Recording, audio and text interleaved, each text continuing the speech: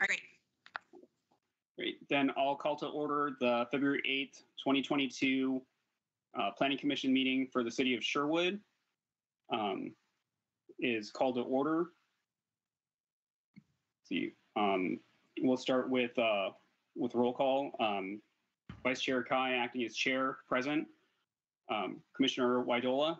Present. Commissioner Vance. Present. Commissioner Giles. Here. And Commissioner Chair Simpson. Present. Right.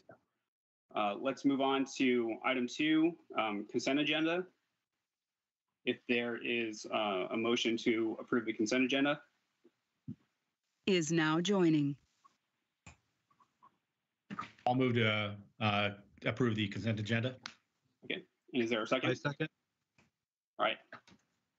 Is there any discussion or changes anyone has for consent agenda for meeting minutes? I submitted edits for typographical errors to the staff yesterday. There are no substantive changes to the meeting minutes themselves. Great. Thank you, Chair Simpson. Are we voting subject to those changes then? Is that? They're I just noticed one as well, but I hadn't brought it up yet. Yeah, I believe since there's no substantive changes, just more typographical errors, I believe it's okay. So. Okay. So, all right. So unless there's anything else anyone has on consent agenda, all those in favor of approving consent agenda, say aye. Aye. Aye. And any opposed? Okay, motion passes. Commissioner Vance, if you want to turn in your typographicals, you can do it after the meeting. Okay. Thank you. Yeah. All right. And then moving on to item 3, council liaison announcements. Councilor Scott. Good evening, Planning Commission. Thank you. So last week at our city council meeting, we had one hearing. It was the first reading of a new ordinance to allow residential chickens chickens in residential areas, I guess is the way to describe it, meeting certain criteria and of course applicable to HOA regulations as well as the application and permitting process. So we will be doing the second reading of that and continuing that public hearing for anyone who wants to submit testimony at next week's city council meetings, where we will presumably have a vote at the end of that meeting on whether to allow chickens in residential zones in Sherwood. So that's the big item. I think also going into next week, we have a couple work sessions that will be quite interesting for folks.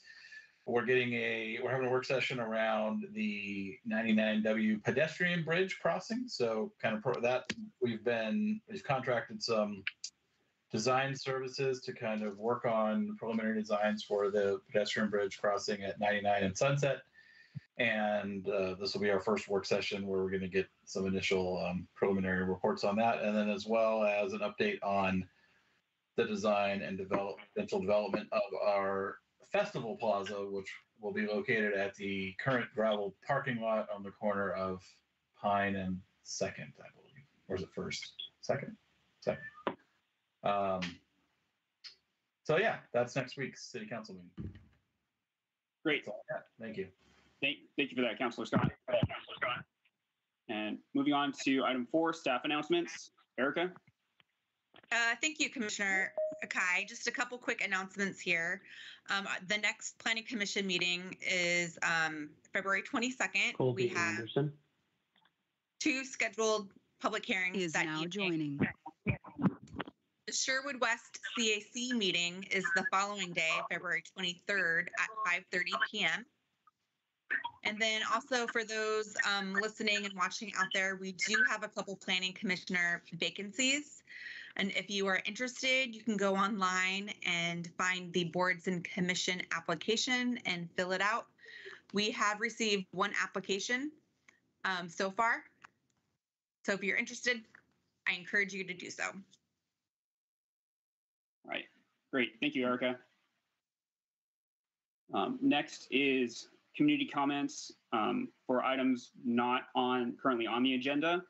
Erica, is there anything that has come in for community comments? No, nothing has come in. Okay. All right. So unless there's anything else, looks like we're ready to move on to the public hearings. And I have a script to read for the public hearings. The public hearing on case file LU 2021-015 SP Oregon Street Business Park, continued from 1/28/2022, is called to order. The first hearing on this matter was held on January 25th, and the public hearing was continued to this evening. The public hearing this evening will be conducted as follows. Staff will present the staff report. Questions, if any, by the hearing body for staff. We will then open the public hearing for testimony, and time will be limited as follows. Applicant has 30 minutes split between presentation and rebuttal. Persons in favor of the application, 4 minutes each. Persons opposed to the application, 4 minutes each. Rebuttal from the applicant, remainder of 30 minutes. Then no other testimony will be taken from the public or applicant unless public testimony period is reopened. Final comments by staff, questions of staff, if any, by the commission, deliberate, and followed by deliberation by the commission. A decision may be made by the planning commission at the close of the hearing, or the matter may be continued to a time and date certain. If the matter is continued to a date certain, this will be the only notice of that date you receive. Staff will recognize people who have signed up to speak 24 hours in advance, and any questions should be addressed through the chair.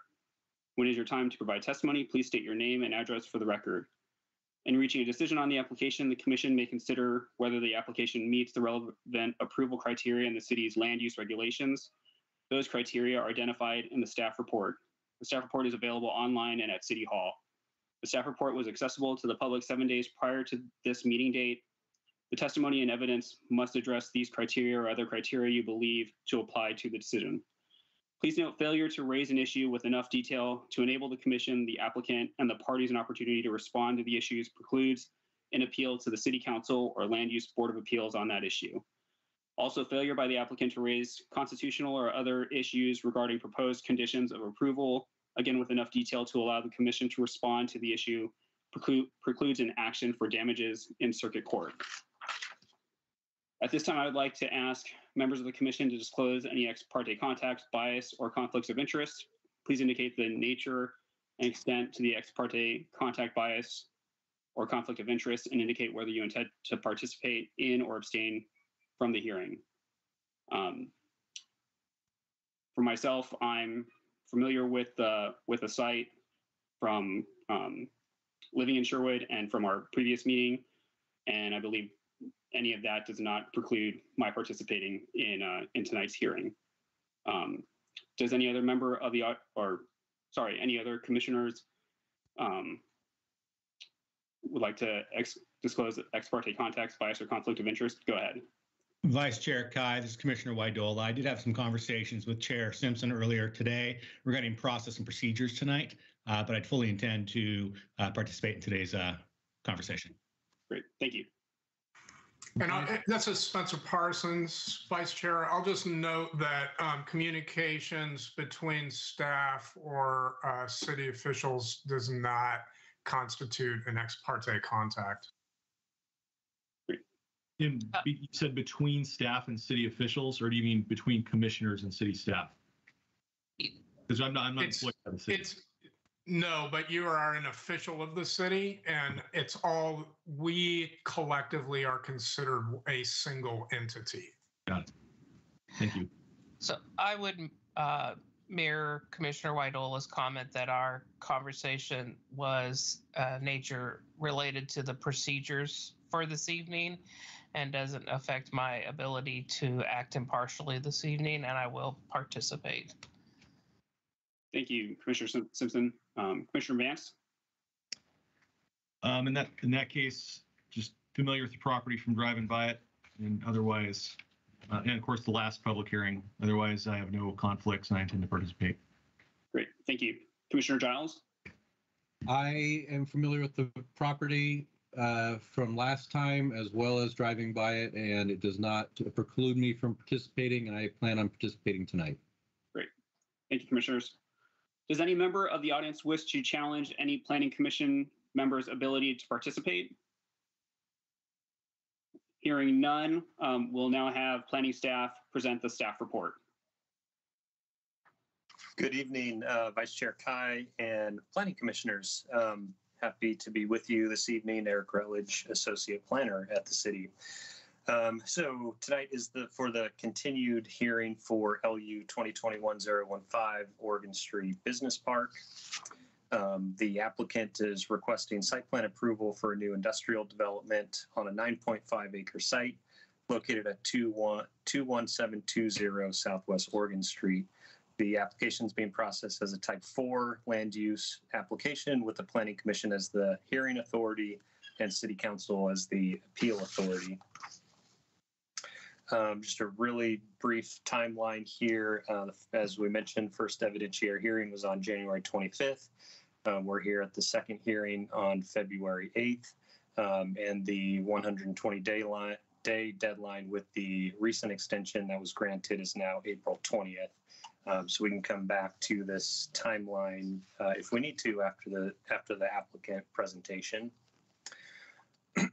We have received testimony on the application since the last hearing. So here's just a summary for the record. Testimony both from the general public, but also from the applicant and from city staff. I wanted to just start with kind of an overview of all of the local street references that the city has in our documents to date. Obviously, the big issue with this application and the recommendation for denial is based on the local street system or lack thereof. And so I just wanted to start, which probably should have done this during the last presentation, but I think it's good to do it now regardless. So first, the TEA concept plan. That was adopted in October 2010 via City Council ordinance. And so this concept plan identified one collector status street, that'd be Ice Age Drive, and two local street intersections restricted to right in, right out that would provide access into the Tonkin employment area from Oregon Street. So as far back as 2010, the city had identified one collector and two local streets off of Oregon Street to provide access into the Tonkin employment area. 2015, we did the TEA implementation plan. That was adopted by resolution in June 2015.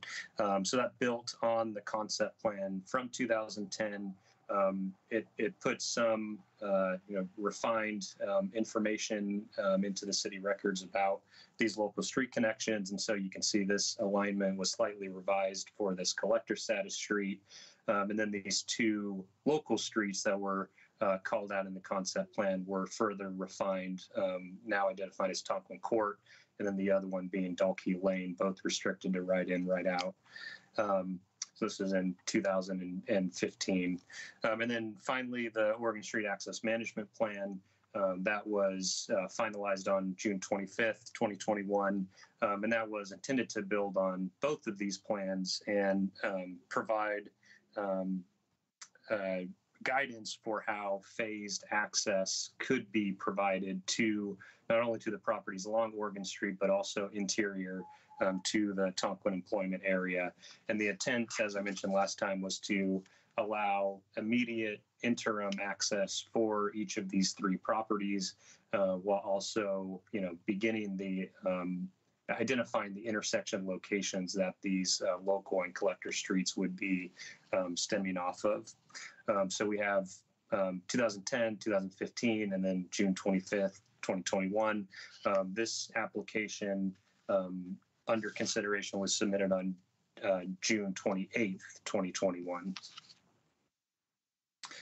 The last submittal since the last hearing, we did receive a package from the applicant. So it has additional plans on the alternative street alignment that was discussed at some length during the last hearing. There's a technical memo from the applicant's transportation consultant supporting that alternative plan. We also received grading plans that showed how access to this site could be provided at this cul-de-sac termination. And then we received revised conditions of approval, not for this application, but for the adjacent property. And I just wanted to provide some staff comments on a few different things, design and access, some of the required information, if Planning Commission decides that this is, the path to pursue, or the applicant would like to pursue it further. And so first on design and access. So the first thing, and I'm pointing out, I think, some of the issues with this. I think the applicant has spoken to some of the benefits and made those clear. So I just want to point out, some of the challenges that the city sees with this, just to make those clear. First is that this alignment is dependent on tax lot 700, this triangular property coming into the city, and then Ice Age Drive being constructed. So currently this property where the Ice Age Drive intersection is planned is not currently in city limits. And so access to these properties, access, along this alignment of Tonkling Court, including all the way to the property here, is dependent on annexation of this property, whereby the Oregon Street Access Management Plan proposes the alignment coming off Oregon Street in this location instead of here. Both of these properties are in the city limits right now. They've been annexed. And I think the key here is that both properties are also applying for development, for industrial development, full build out of their sites. And so when we're considering access to these other properties here, the city has to consider whether the development of these properties can provide access to these properties to the south, both for transportation, but also for utilities. And the key in determining, whether or not this road can actually go in is the proportionality analysis that the staff findings include. And so, that I think that's the key difference. If there were not proportionality findings, if this road, wasn't proportional to the impact of the development, then, we may be having a different conversation. But the staff findings are that it is proportional, and therefore, because these two properties are requesting development now, the city, frankly, has a responsibility to provide access to these properties to the south. And I think that's the key difference in terms of phasing and access for these other properties, is that these are ready to go now. The access can be provided, whereby this alternative plan, in order to serve these properties down here, requires annexation of this property. The other sort of few design comments that I have is the testimony from the applicant really didn't discuss the impact to this property here. This is the Munger property. As you can see, there's a new intersection that would be proposed on the property that isn't in the plans under the alternative alignment. This property has quite a bit of encumbrances already. It has power lines going through it. It has a petroleum line going through it. Ice Age Drive is tentatively planned through it. And so this road would add, and these other issues are not the fault of this road, but this road would add additional burden on this property when it's already fairly constrained. And so, this has not really been, the impact to this property and development potential of this property has not been discussed in any detail or explored in any type of detail in the submittal. And so that is a concern that staff has. The other few design comments is that this cul-de-sac length is fairly long. It's at this length here, it is 3,600 feet. At this approximately at this length here, it's 1,800 feet. So it's the maximum length for cul-de-sacs in the city code right now is 200 feet, and so it's quite a bit longer than what the city code permits for cul-de-sac length. So, we do have other cul-de-sacs that are probably near maybe 1,500 feet or so, but in the interim, this would certainly be the longest. A design exception is needed for this cul-de-sac length, which I'll talk about in a sec. The issue with a cul-de-sac like this, and where staff is saying this really needs a full review, is the city would, and the code requires for these long cul-de-sacs a pedestrian and bicycle easement to break up this really long block length. If people are coming from here and then having to come all the way back around just to make it to the corner of this property, if this were taken through a full code review, we would catch that a pedestrian easement would be required through somewhere to Oregon Street or to Tonkin Road to break up and provide better pedestrian connectivity, bicycle and pedestrian, into this area.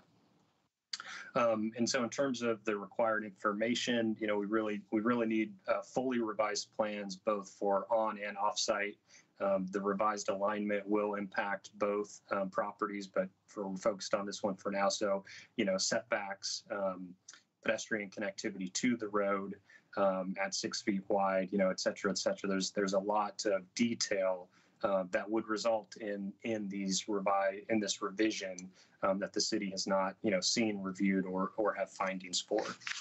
And so really what that gets us, that full review, it ensures that our development code standards and approval criteria can be met, that our, local land use procedures are being followed, that we have, full findings to support the decision, and that we have sound conditions of approval for implementation. I think the last thing that we want is a condition of approval that has not been fully vetted, that doesn't have proportionality analysis, and that could, leave this, that is a risk to the city under that potential adoption of those findings and conditions. And then we've heard a lot of concern about this intersection and signal at Oregon Street and Tonkin Court. And so I just want to address this a little bit more directly. And that is that based on the transportation analysis that went into the Oregon Street AMP, the development of all of these properties here, including Commerce Center, Poly, and Kerr, that under general light industrial trip generation, a signal would not be triggered at this location. The only scenario under which a signal would be warranted at this location is if Ice Age Drive is not constructed. So Ice Age Drive is not available at all. And there is a really high use with a high trip generation.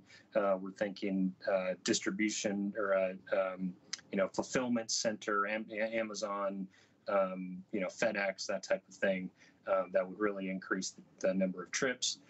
Or if there was an urban growth boundary expansion, and we're not just talking about these properties, we're also talking about properties to the south, and that would then trigger the signal at this location. And I want to be clear on this point that under the Oregon Street AMP, under no circumstances are two lights proposed along Oregon Street. If a signal is required and warranted here at Tonkin Court, then it would only be warranted if Ice Age Drive is not available. That's the only scenario under which a signal here would be required. That's the first part. As soon as Ice Age Drive becomes available and the signal goes up here, this signal will be removed, even if there are high trip generation uses here, and even if there's an urban growth boundary expansion, then there still would not be a signal here. As soon as this comes online and starts to alleviate the traffic from Commerce Center and can start taking on other areas of the Tonkin employment area, this signal is no longer needed. So I just want to be clear that under no circumstance under the Oregon Street AMP is there two signals proposed on Oregon Street. And then I also wanted to just clarify what is actually proposed for Tonkin Court under under, I know it's a separate application, but it impacts this application that we're talking about. So under the Commerce Center conditions of approval and the plans, I wanted to just touch and really clarify what is proposed for Tonkling Court. So first is that, there are grade and slope. There is grade and slope here, as the applicant has been mentioning.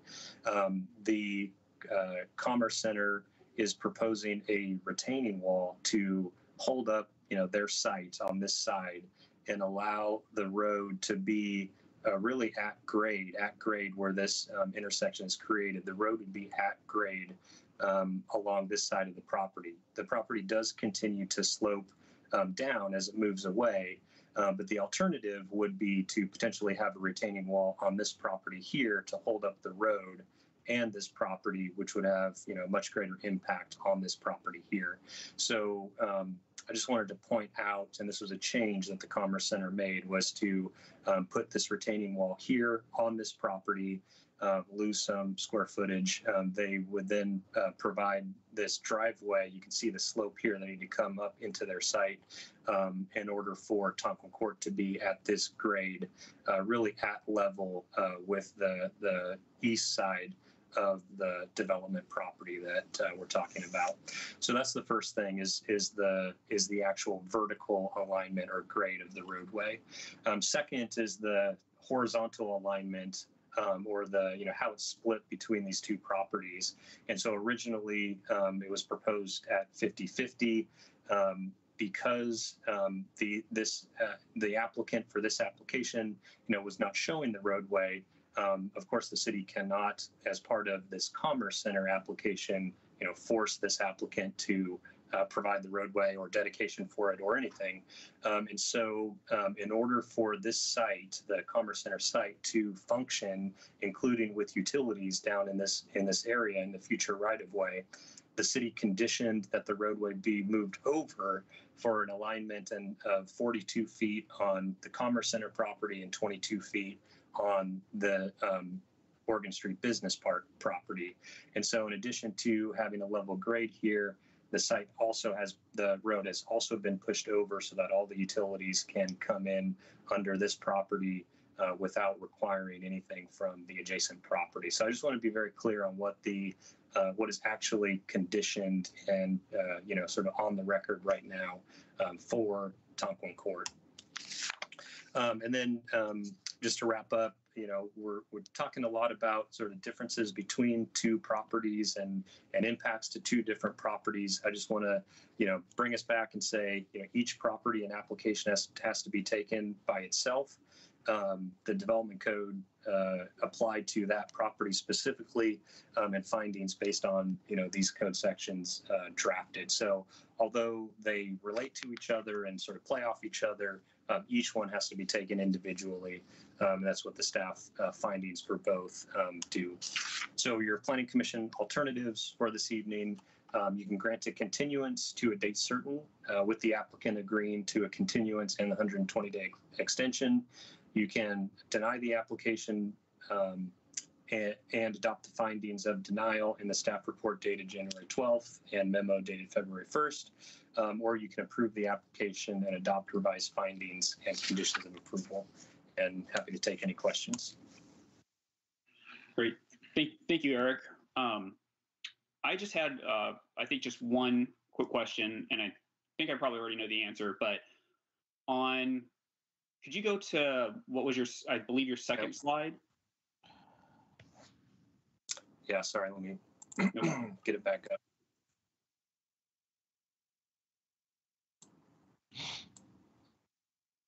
Timeline or? No, so the first, the next one, further down, two more. So that one. And I think I already know the answer here, but so what was it looked at for Tonkin Court to essentially, rather than connecting to Oregon Street, could it have gone on the south of the Poly property and connect with Tonkin Road, or is that too close to the intersection already? So you'd say come this way and connect to Tonkin Road? Yeah. Like I know the grade is probably an issue too, but. Yeah. So there is a right-of-way or, a public easement here for access to these properties that currently exist. So you probably notice an intersection here.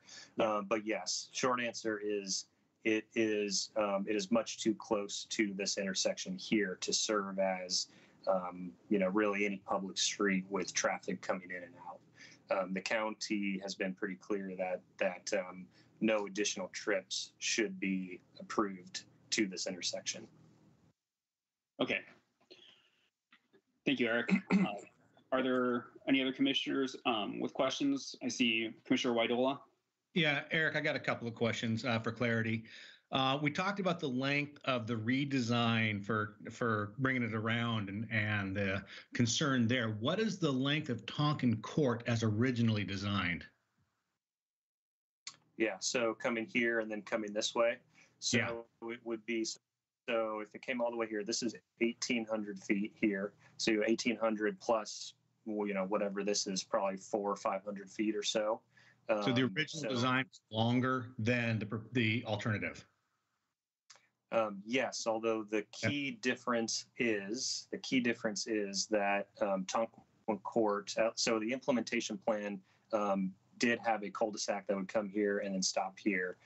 Through the Oregon Street Access Management Plan, and I don't have it in front of me here, but the applicant's plans for Commerce Center, both of those are proposing for Tonkin Court to continue, either come here, not terminate in a cul-de-sac, but head north and then make a connection to Ice Age Drive, or actually this would be longer term, head through the urban reserve and then come back up to the Ice Age Drive. So long term, it is different, where this would make a permanent connection and then you'd have no cul-de-sac.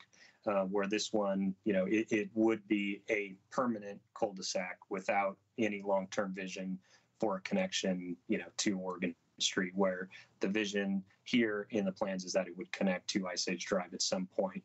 I think the other consideration there is that if you're, the major trip generator and where people are coming from is going to be from Oregon Street. So having a cul-de-sac terminate in an area where no one really needs to keep going is much less of an issue than this situation where you have the cul-de-sac terminating here, accessing from here, where these people on Oregon Street coming from the south or the north can't get through to the cul-de-sac. So the orientation of the cul-de-sac and where it begins and ends is also important.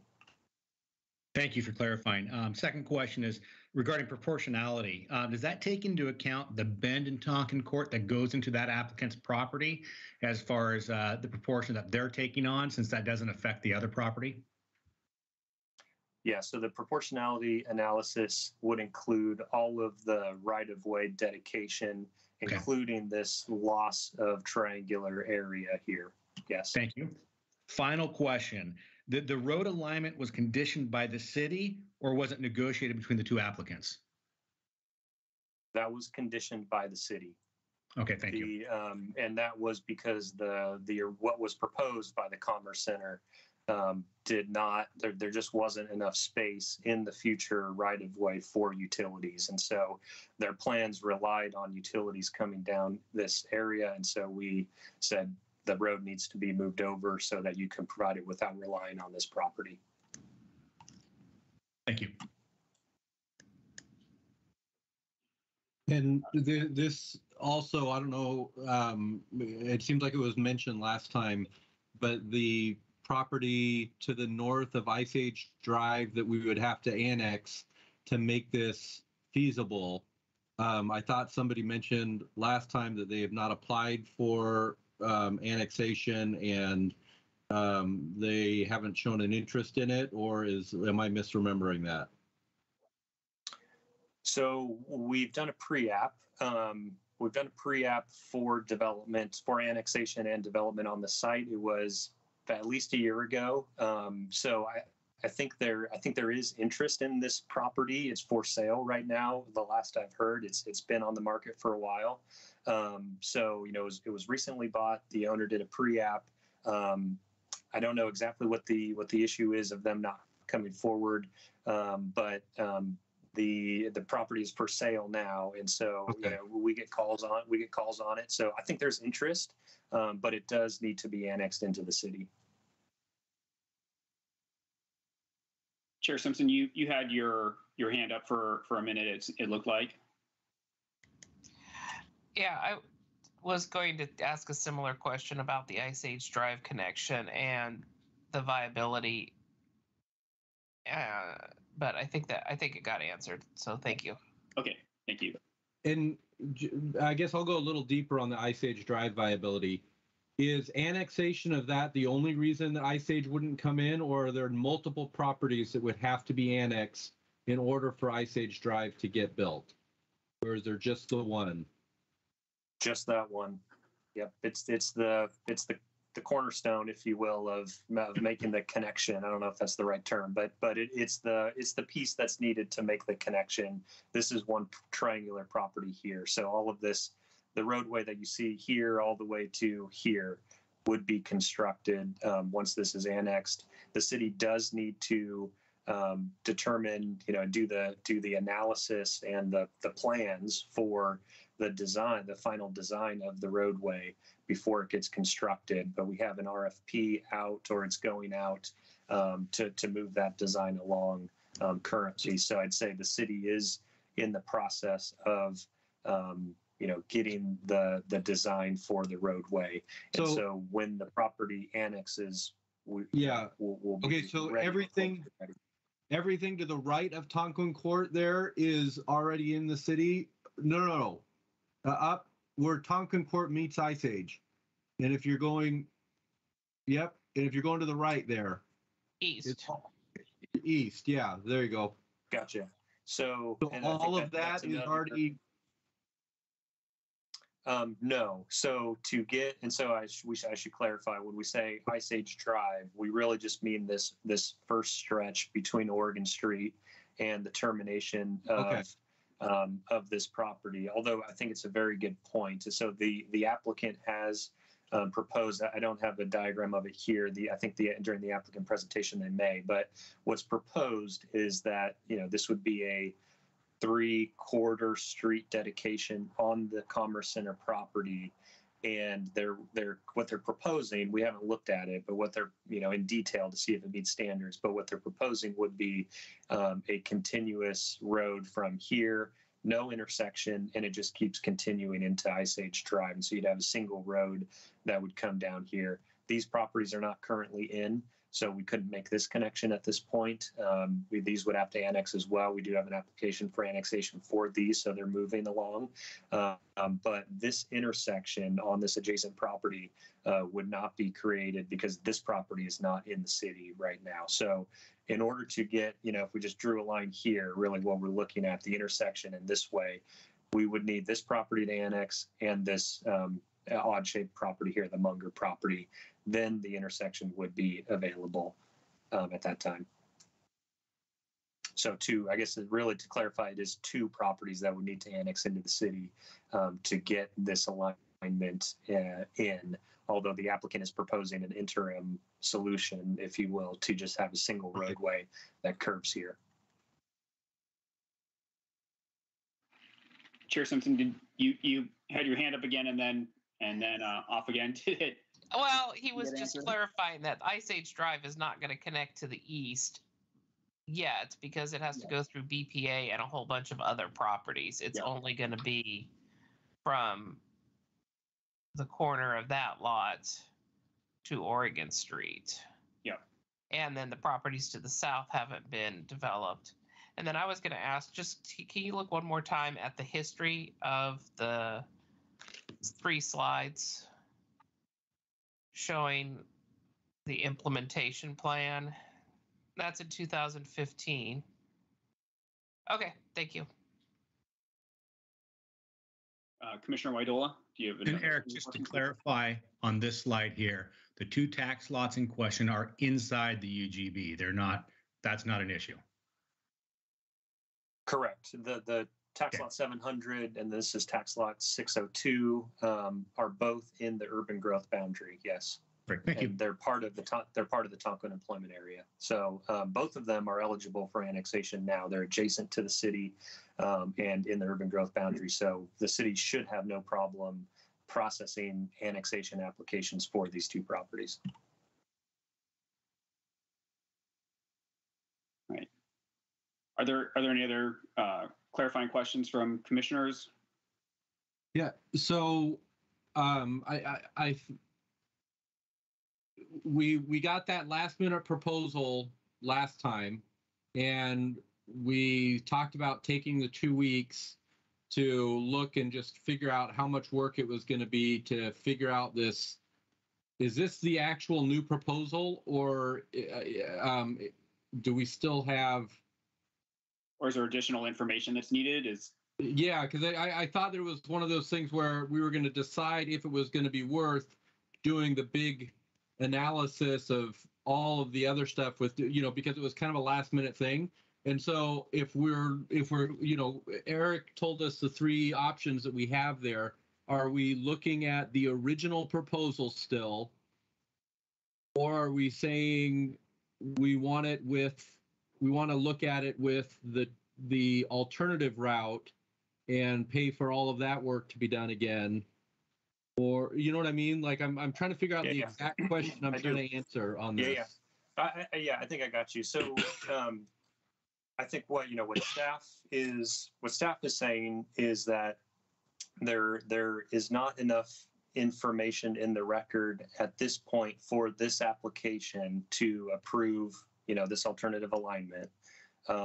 Basically, we would need those things I mentioned: revised plans, revised narrative. If there's supplemental studies that need to happen, we would need to see and review that. There's some procedural. They would need a type 2 modification to the cul-de-sac length. But if the applicant is willing to give continuance and 120-day extension, I think the staff and the applicant could, work to get all of that together. I don't think there's any guarantee that it would meet standards or that, staff would ultimately recommend approval, but we could work with them to get all of that in order to get to a staff recommendation on the alternative. So I think that's one path is, working with the applicant to get all of that information, process it, and then, bring it forward to you for a final decision. So that's one path. I think, the city, because, the access management plan has been done, we think that it meets standards. I don't know that the city would be, taking the lead on revising the access management plan. That would likely be on the applicant to, revise those studies. I will say that they provided a technical memo on the revision for transportation. And so, they're working towards it. But, staff is still saying, we still need a lot more information, and even the technical memo was based on some assumptions that staff has provided some comments on, some concern on, and so things still need to be worked on if we are getting to an approval of an alternative alignment. So that's one path. Your other path would just be to process what's on the record right now, without really taking time and getting all the new information. And so for what's on the record right now, staff is recommending denial of the application. So you could go that route. And then the last path that you have is to approve the application if you find that it meets the standards, and adopt revised findings of compliance and actually approve the application. So those would be the options: work with the applicant to get the information, deny the application, or approve it with revised findings. And I think just the last thing I'll say is, working with the applicant to get this information in and then finalized, because we have the other application, the Commerce Center application, if we get to a decision on that application first, that's going to impact, what is possible in working with the applicant. And so that's just the other thing to keep in mind, is that if a decision is rendered in 2 weeks, then this sort of open period with the applicant is going to have to be based on the approval coming up in 2 weeks. And if you approve Tonkin Court as it's shown here, then it really doesn't provide a whole lot of opportunity for us to work with the applicant for something else. So that's where we get back into the chicken and egg thing. But I think, it seems like eventually, we'll close the loop here, but we're still kind of in that until a decision is rendered on one or the other. Chair Simpson, you have a question? So what I think I heard staff say is they're still supporting a denial on the application based on the findings in the original staff report and the exhibits that have been presented thus far. And even with the supplemental information provided in the technical memorandum, there is a concern that if we continue it, we will be continuing it to another staff recommended denial based on noncompliance with the adopted access management plan. I think that's mostly correct. Certainly the first part about still recommending denial, we just don't have enough in the record to recommend approval of the revised, Tonkin Court alignment. I think staff is, in terms of this alternative alignment, I think there is some merit to it. I think, both alignments, there's pros and cons. So I think there's just a little bit of risk that, in the end, staff wouldn't recommend approval. But I think certainly if there is an agreement between the owners, all the owners, then, staff could move quickly and process an application. And as long as, these concerns about cul-de-sac length and pedestrian connectivity, we would just need to see that the pedestrian connection is made somewhere, that the correct exception for block length is obtained.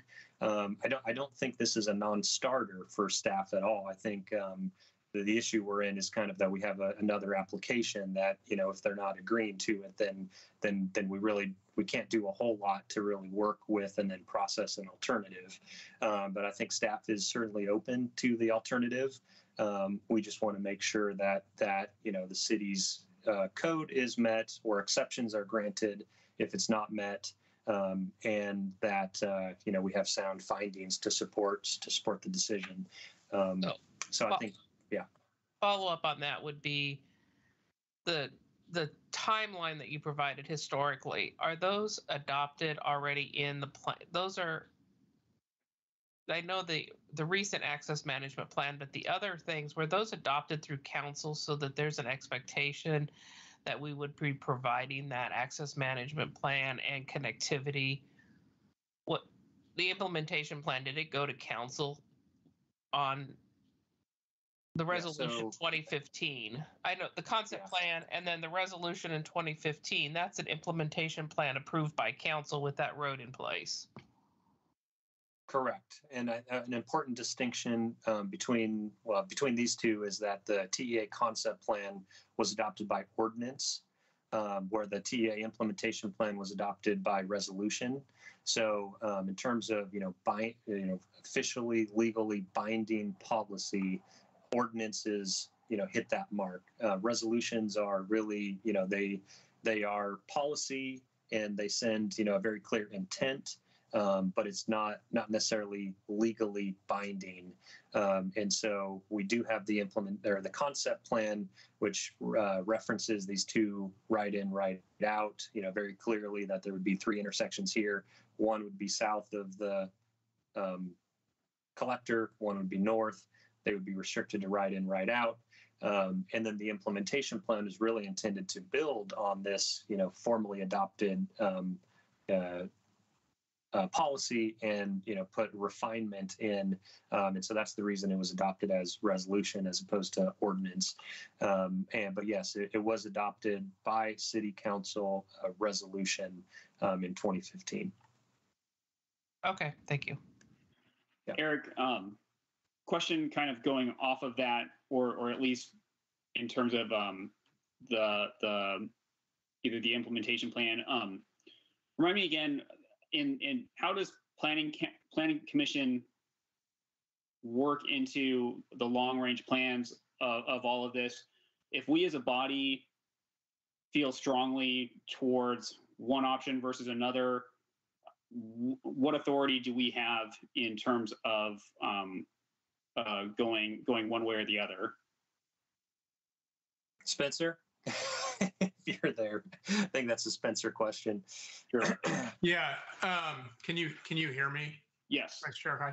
So the Planning Commission really in this context, what you're looking at is an application that's before you in terms of what's been proposed by the applicant. So it's not really the city's job when we get to this level of quasi-judicial review to be exercising a bunch of policy. We look at a proposal that's presented to the city, and then we, as a city, make a determination of whether or not the proposal satisfies the applicable criteria. And so what you have in this case before you is this revision of the application to include the alternative access on the east property line now. So for your purposes, you're kind of looking at a thumbs up or a thumbs down for this application. I'm just talking about for this particular application because it's no longer on the other access, which from the applicant's point of view, and they can speak to this more during their time, but that wasn't under the table to begin with. And now they've modified their application to include this proposal for access from the east.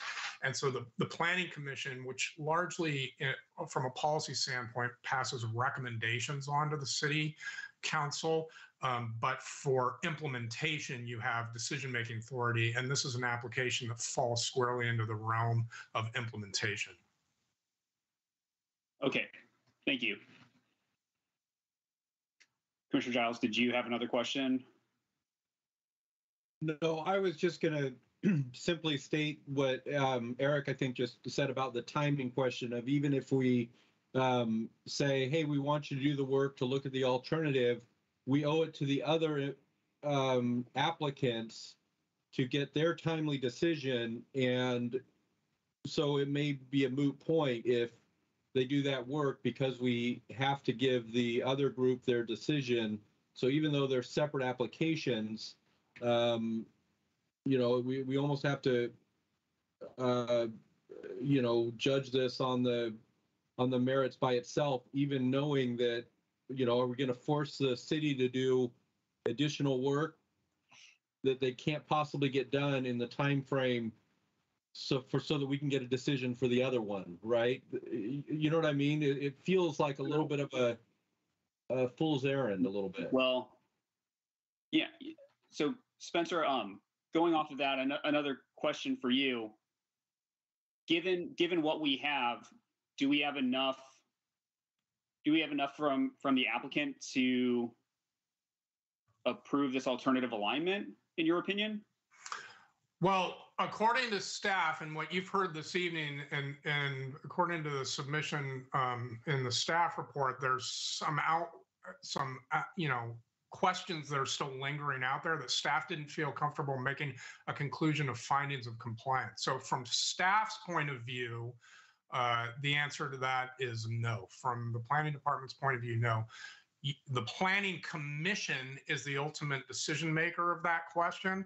But what I will note is that if you disagreed with staff's recommendation and wanted to go on and approve it for all of those identified criteria that staff has said are not sufficiently addressed to recommend approval, the Planning Commission is going to need to provide direction to staff on proposed findings to include in its decision that addresses those criteria. So there's a little bit of a lift there in just kind of forging ahead this evening in that regard. Okay, great, thank you. And Commissioner Vance, you have a question? Yeah, so the slide we're looking at here, you earlier mentioned that the TEA concept plan is the one that's, quote, legally binding, is what you said. implementation plan is resolution that builds on that. However, most of staff's findings are related to that implementation plan. It seems like that's the main cause for denial, that road right there. So is it fair then to say that our code that we're analyzing treats the implementation plan as legally binding? Because we seem to be evaluating the applicant based on that criteria. Yeah, that's a good question. So the staff findings in the staff report, not only touch on, of course, we reference the TEA implementation plan, and this roadway and the specific alignment, but it doesn't make, a clear assertion that the implementation plan is, legally binding, if you will, and therefore the application is denied off of that. Because just because the concept plan doesn't have the amount of detail that the implementation plan has, doesn't mean that the city doesn't have all of the other sort of development code criteria and so this would be the actual development code, not the long range planning documents that require connectivity to be provided to properties, adjacent properties when a property or multiple properties develop.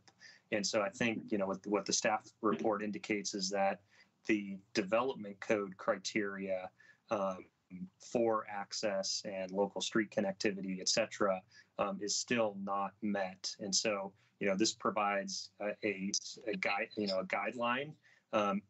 This alignment, even though it's in an implementation plan and not legally binding, we still need to vet this exact alignment or whatever the iteration is through the city's development code. And so, the development code criteria that we've listed as not being met, those are related to really both of these, but they stand alone as development code. And so, there's criteria that says, we're called, the short name is the to and through requirement. So that you provide access and utilities for adjacent properties when you develop. That's a finding that criteria was not met. So there are other outside of even these plans, there are development code criteria that have not been met, and so that that's really where the denial findings fall squarely, is with the development code.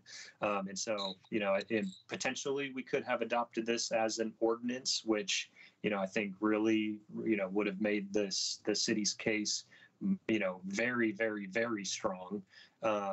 But even without this being adopted by ordinance, the staff finding is that there is still, development code criteria that have not been satisfied. And the last thing I'll mention is that there's also, a lot of detail in this concept plan, which was adopted by ordinance, that references, like I mentioned, the right in, right out, the preservation of this large lot here and this alignment.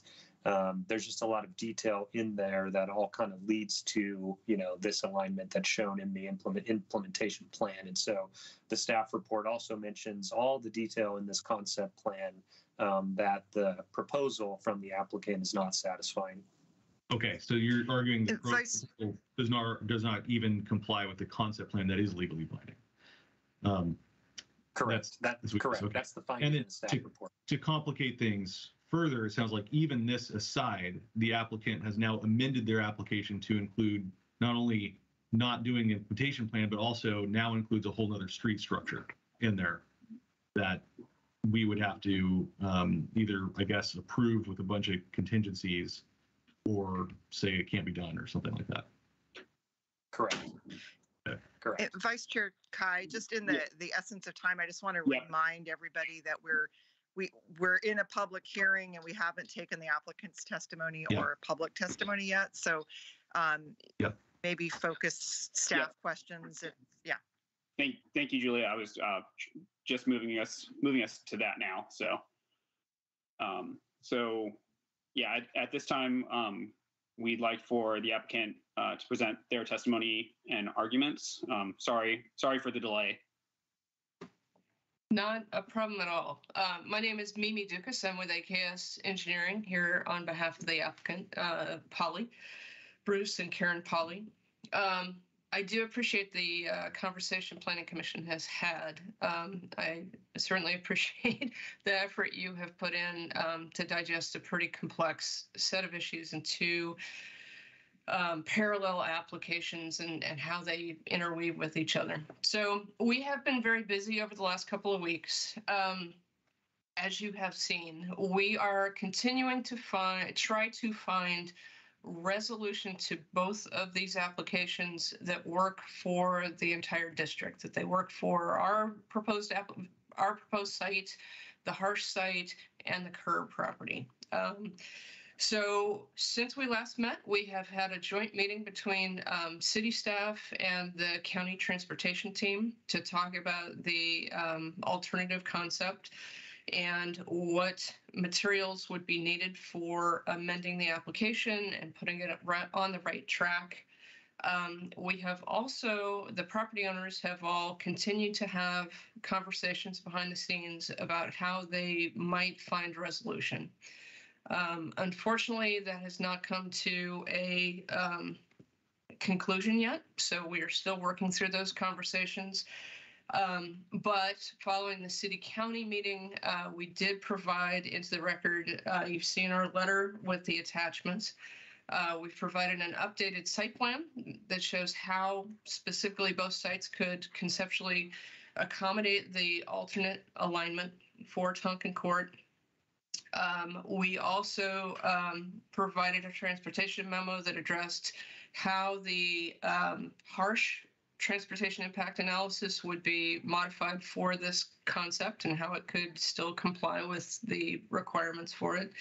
The same thing for the Poly site. That memo reviews the Poly transportation memo and how the changes would affect the trip distribution and the access management standards. And it also addressed how it would comply with, or how it would relate to the DKS access management plan. So we did that to help work through the issues and show that this is in fact a viable plan. Tonight, we would like another 2-week continuance for our application. We understand that what is before you tonight is not ripe for a decision. That was not actually our goal when we asked for the first 2-week continuance. We wanted to understand what was before us, see if we could develop a roadmap to find a solution, and then come back to you and say, okay, here is the time frame we need to reach that finish line. We are not there yet. So what we would like is a 2-week continuance to do the exact same thing, to continue this conversation with the adjacent property owners and with staff, and still try to find a resolution and a path forward that works for all parties involved, and then tell you what that time frame is to bring our application into compliance with all the standards. We would like to get to a positive staff report. We understand that staff is not there yet. We understand the application still needs to work through. But part of what we're trying to also do is show you how our site concept relates to the other applications coming before you in 2 weeks, which is the Harsh application, or Schnitzer, I should say. So that is what we would like to request. In the meantime, I'd also like to talk through some of the issues that have been raised, both in the Schnitzer letter that was received into the record recently, and some of the questions that were raised by staff and by the Planning Commission. In all frankness, we are disappointed in the tone in the Schnitzer letter. So I do want to acknowledge that we found it very disappointing that they are saying that the application should be flat out denied. That's not really honoring the spirit of negotiation. But from a technical standpoint, I'd like to talk more about the Kittleson memo that was attached to that letter. So for the Kittleson letter, there are a few technical interpretations that I'd like to clarify. So number one, there's still question about when a signal at Tonkin Court under the original plan would be triggered. And the Kittleson memo refers to partial development of the Kerr site. So they are saying that a signal is not warranted with full development of the Poly site and full development of the Harsh site and partial development of the Kerr site. But if you get full development, I believe our memo from Lancaster Mobley shows, as well as the DKS AMP shows, that a signal would be warranted at the Tonkin intersection. That signal does not go away until Ice Age Drive is connected to the Kerr site. So there is a potential for both signals to be in place. So I wanted to clarify that. I also wanted to clarify that our site does not propose a permanent interim access to Oregon Street. We have an interim access to Oregon, a direct access, a driveway access. That would go away in our concept once the Tonkin Court cul-de-sac is extended to the southern property line. So that is not a permanent access point, that's an interim. It would turn into an emergency access in the future. And there was reference within the Kittleson memo that access to the Kerr site would not happen without expansion to the urban growth boundary. That is not the case. All the land that we are showing in our access plan is within the urban growth boundary, and that's part of what we think is an advantage to our plan. Is it's all within the urban growth boundary.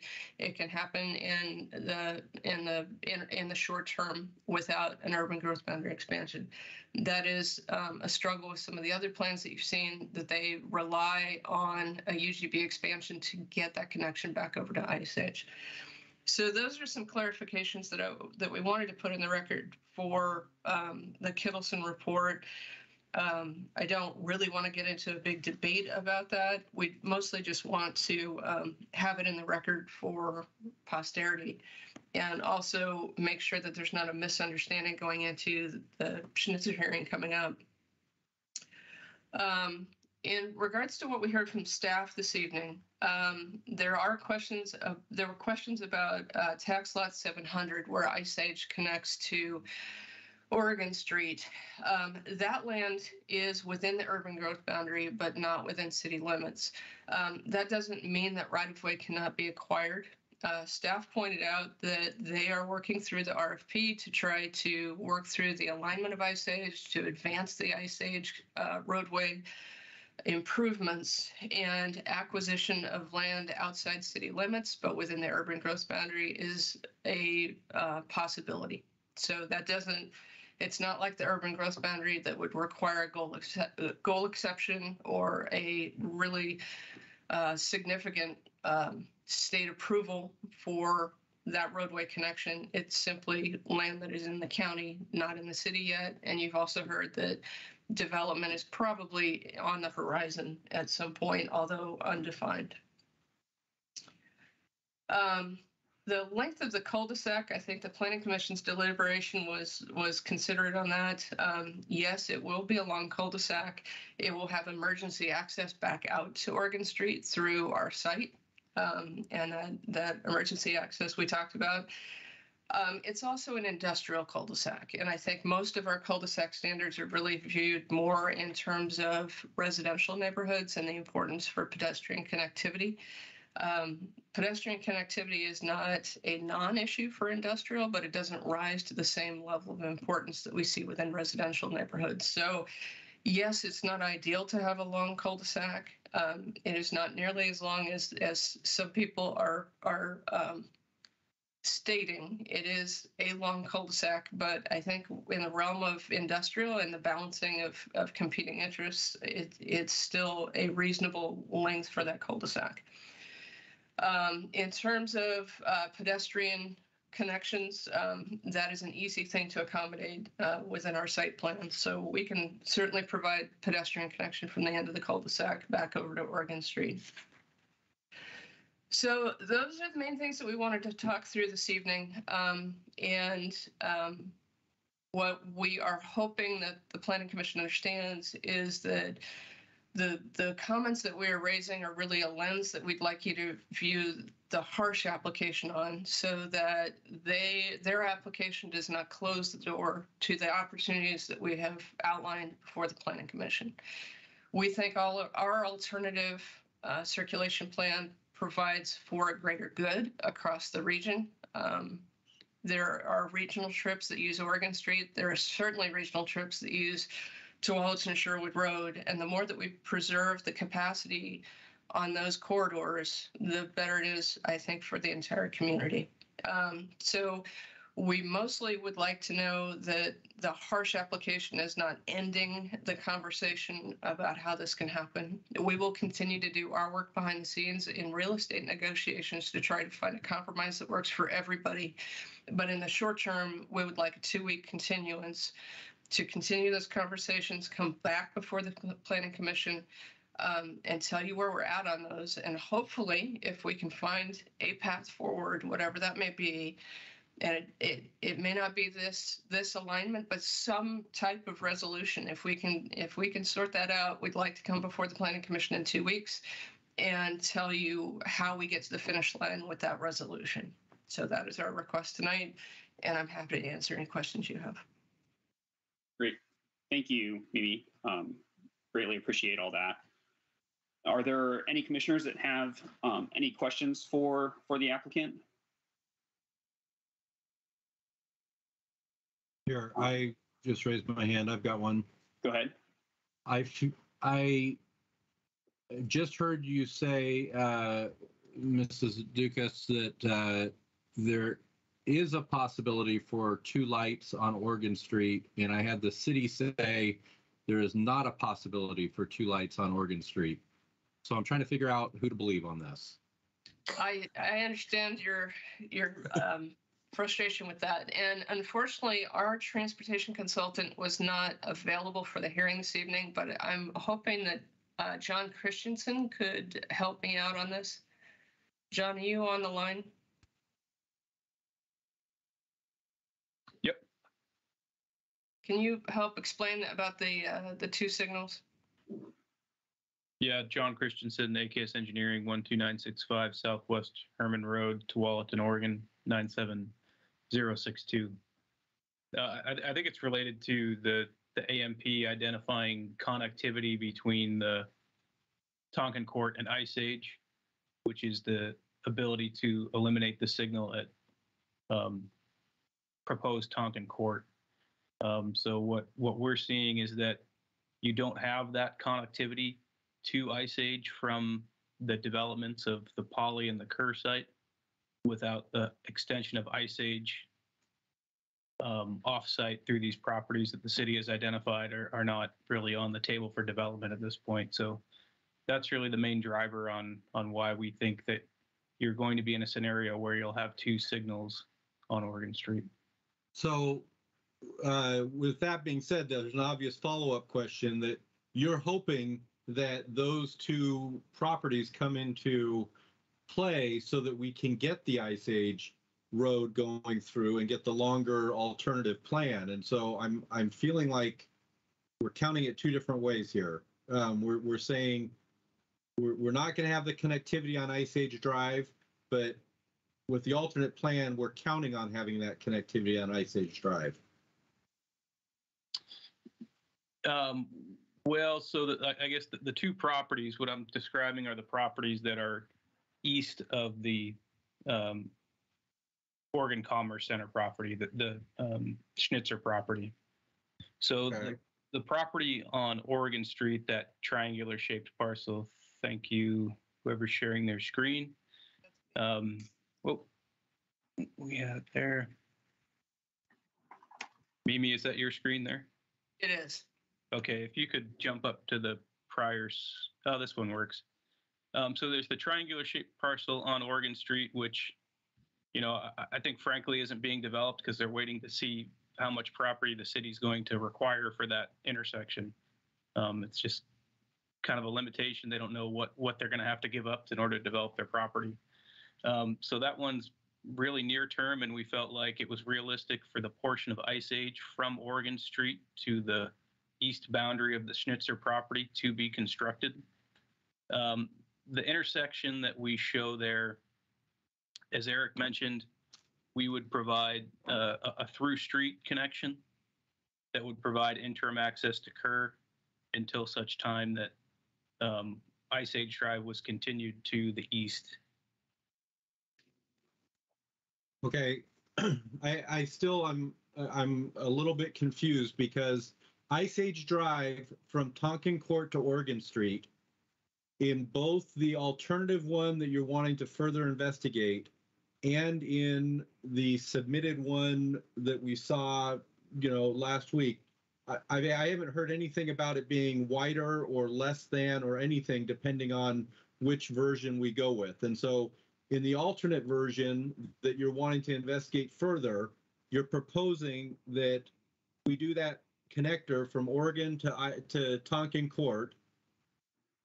But then you're saying that if we don't get that, there's a possibility there'll be two lights between that one and the current. Maybe I'm misunderstanding it. No, is this confusing to any other counselors or commissioners? I follow your question. I think I can answer it pretty concisely here. The gap is related to that short segment of Tonkin Court right there to the north. Oh, right here. From there up.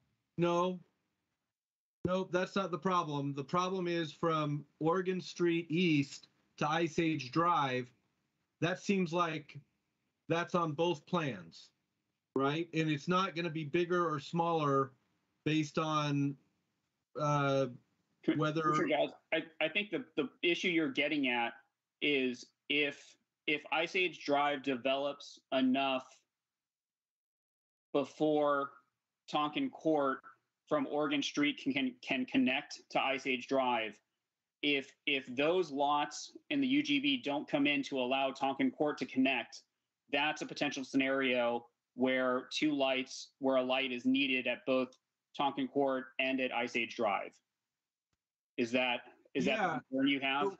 Right, but the problem is that the city has said, even if that was the case, that there would not that if we even get just a short section of Ice Age Drive, that would replace the light down at Tonkin Court.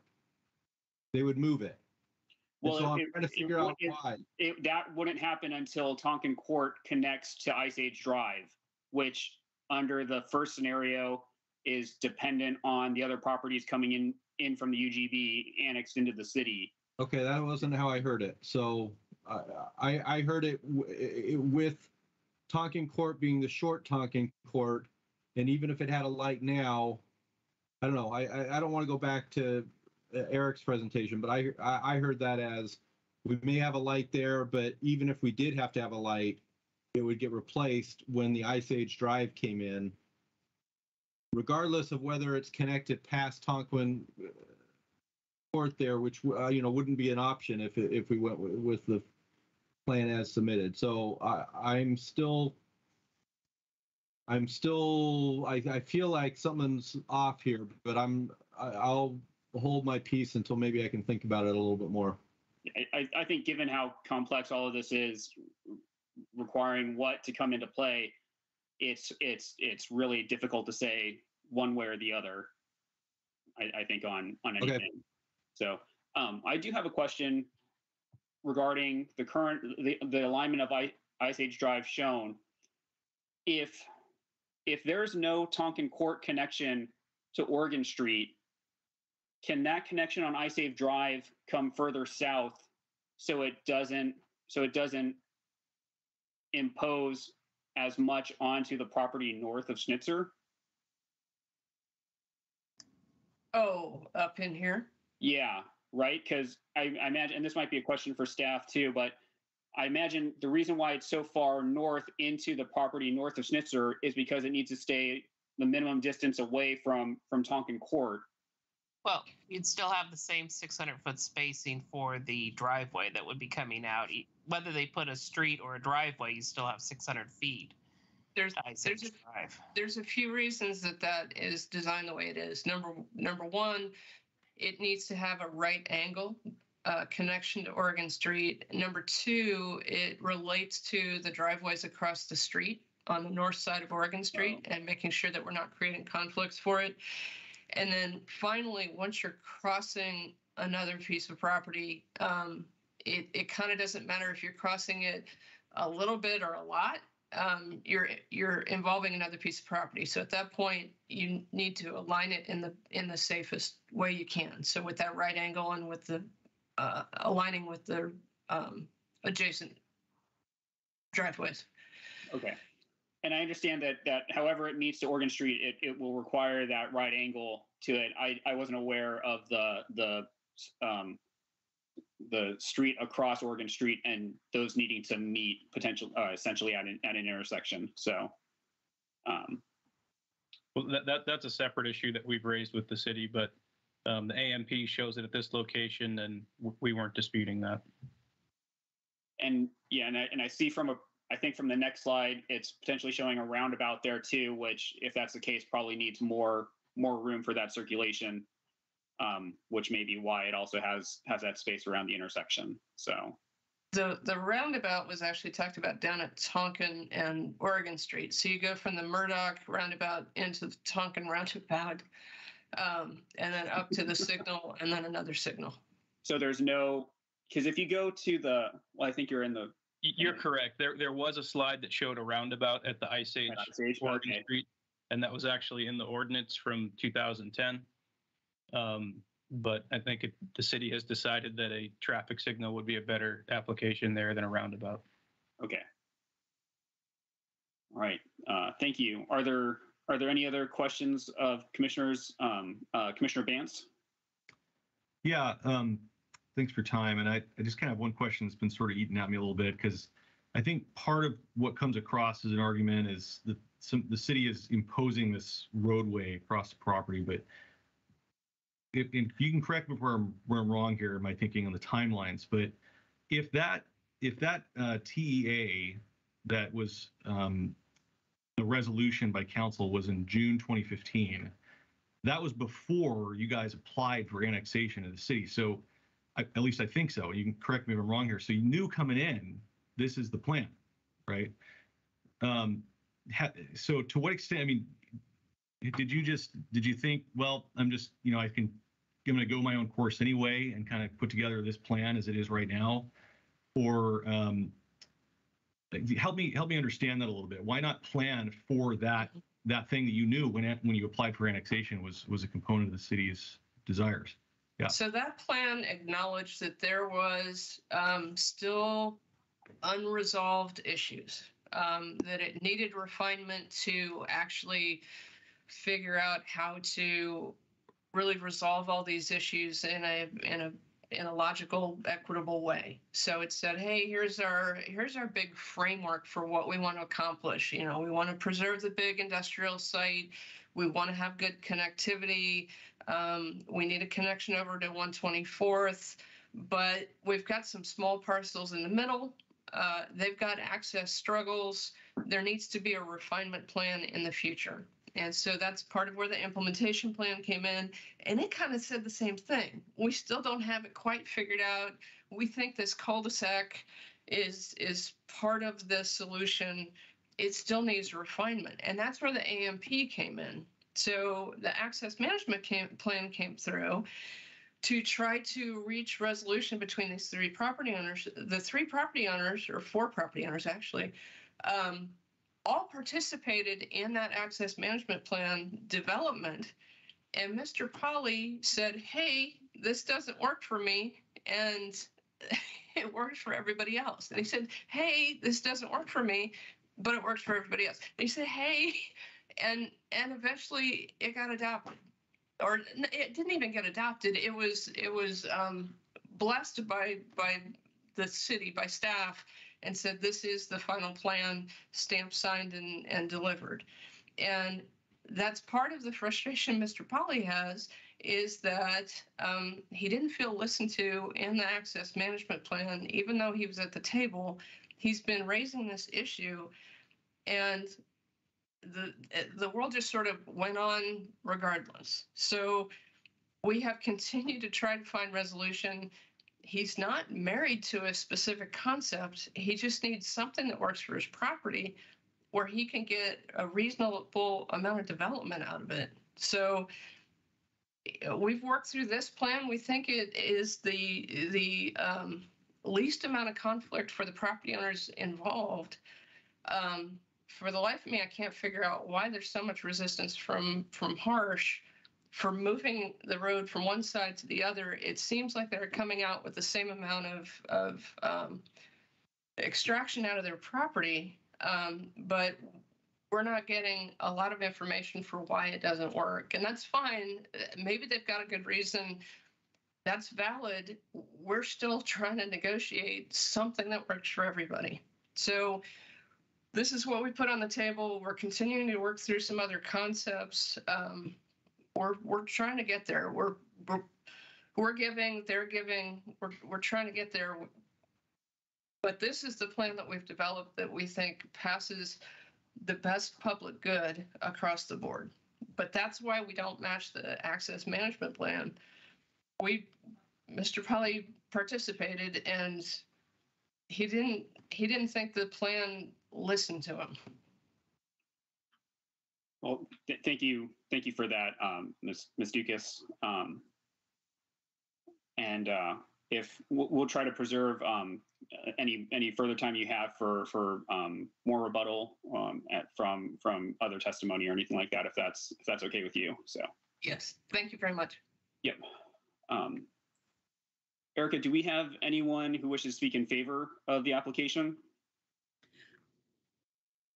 Yes, we do.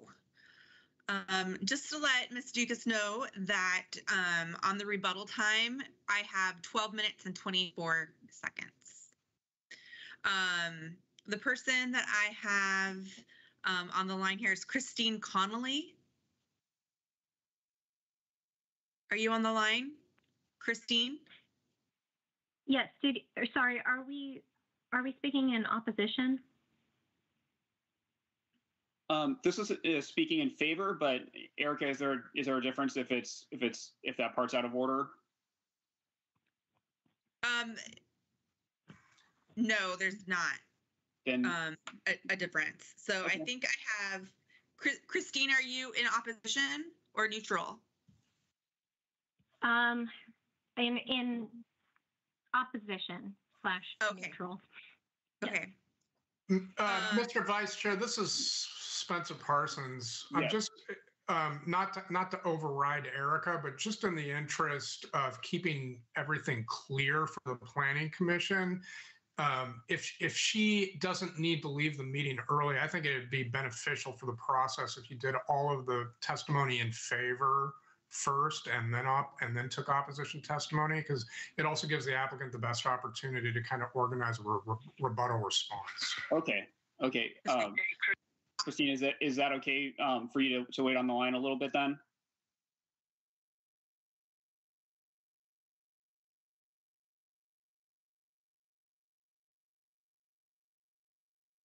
Then Commissioner Kai, I just want to let you know that I don't believe I have anybody in favor of the application tonight. Okay. But I do want to say that if you are in favor, raise your hand in Teams. Or unmute yourself. Unmute yourself and let us know if you're in favor. Yep. If you're on the phone. That's right. I don't think we have anyone in favor though. That's my understanding as well. Okay. Then we'll move to anyone speaking in opposition to the application. So we can start with Christine. Sure. So I'm with Kittleson and Associates. I believe the intent was that I would testify after Colby Anderson at the LMK. Erica, is that okay if we just go that route? That's fine. Because I don't have any particular order. Okay.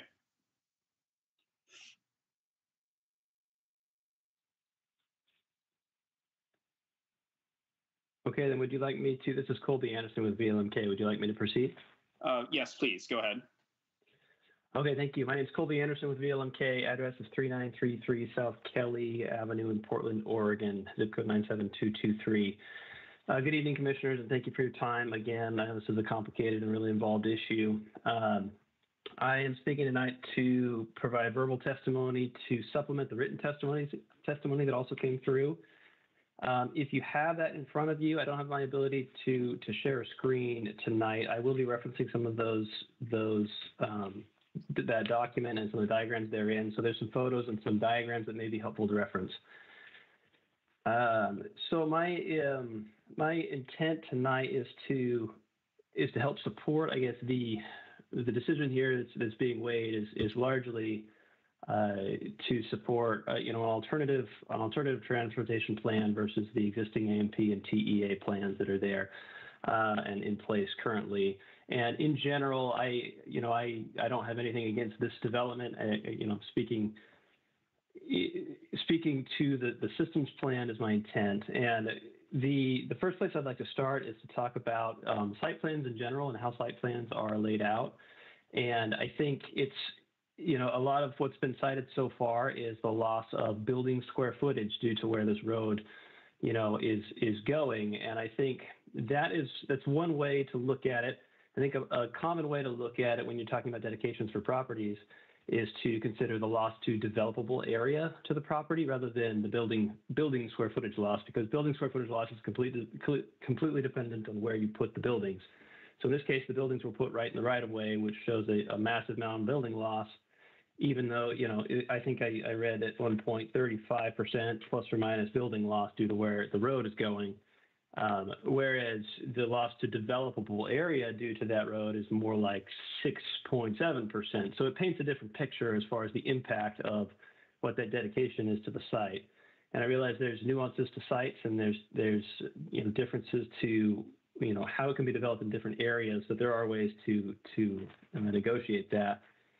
As far as the site plan goes, I think one of the things that may have been helpful is for the Planning Commission to see what an alternative site plan might look like. It's very common when we lay out sites that you'll lay a site out 15 times before you land on something, and the first thing you start with is looking at where the road's going to go. That way I know what box I have to fit within. So I think, having not seen an alternative plan, at least on the record, that shows what an alternative could be, I think that would have been a helpful thing for Planning Commission to see.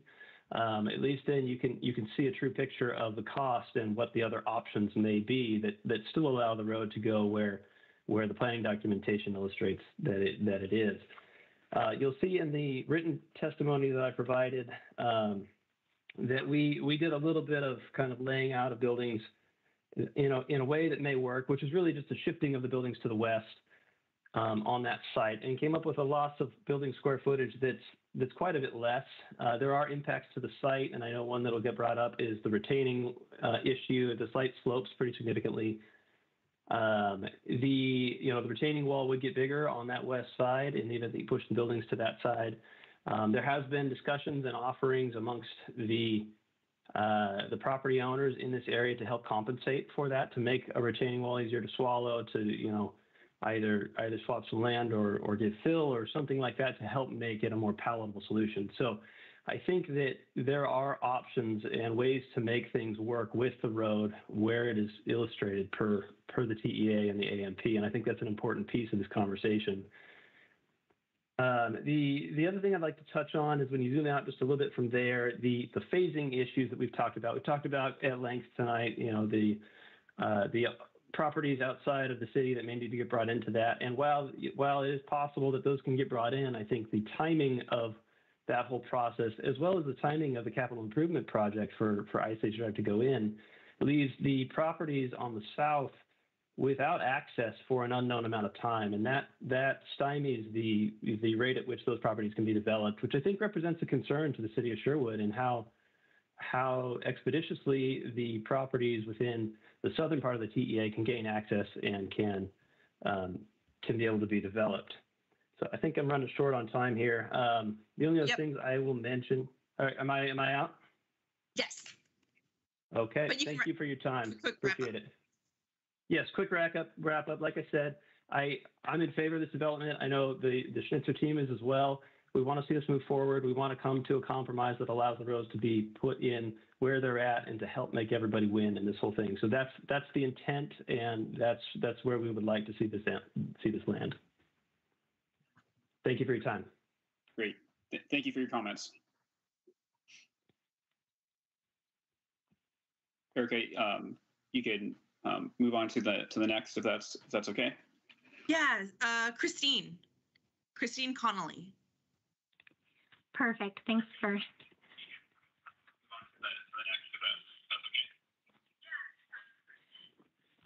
Thank you for juggling there. My name is Christine Connolly. I'm a senior engineer at Kittleson & Associates with an address at 851 Southwest 6th Avenue, Suite 600 in Portland, Oregon, 97204, and also a registered professional engineer in the state of Oregon. We submitted written testimony as well, highlighting the systemic benefits of the current approved Sherwood, Oregon Access Management Plan, the current AMP. So my testimony tonight is not really to speak in opposition of the development itself, as Colby mentioned, but to speak to the benefits of the current access management plan.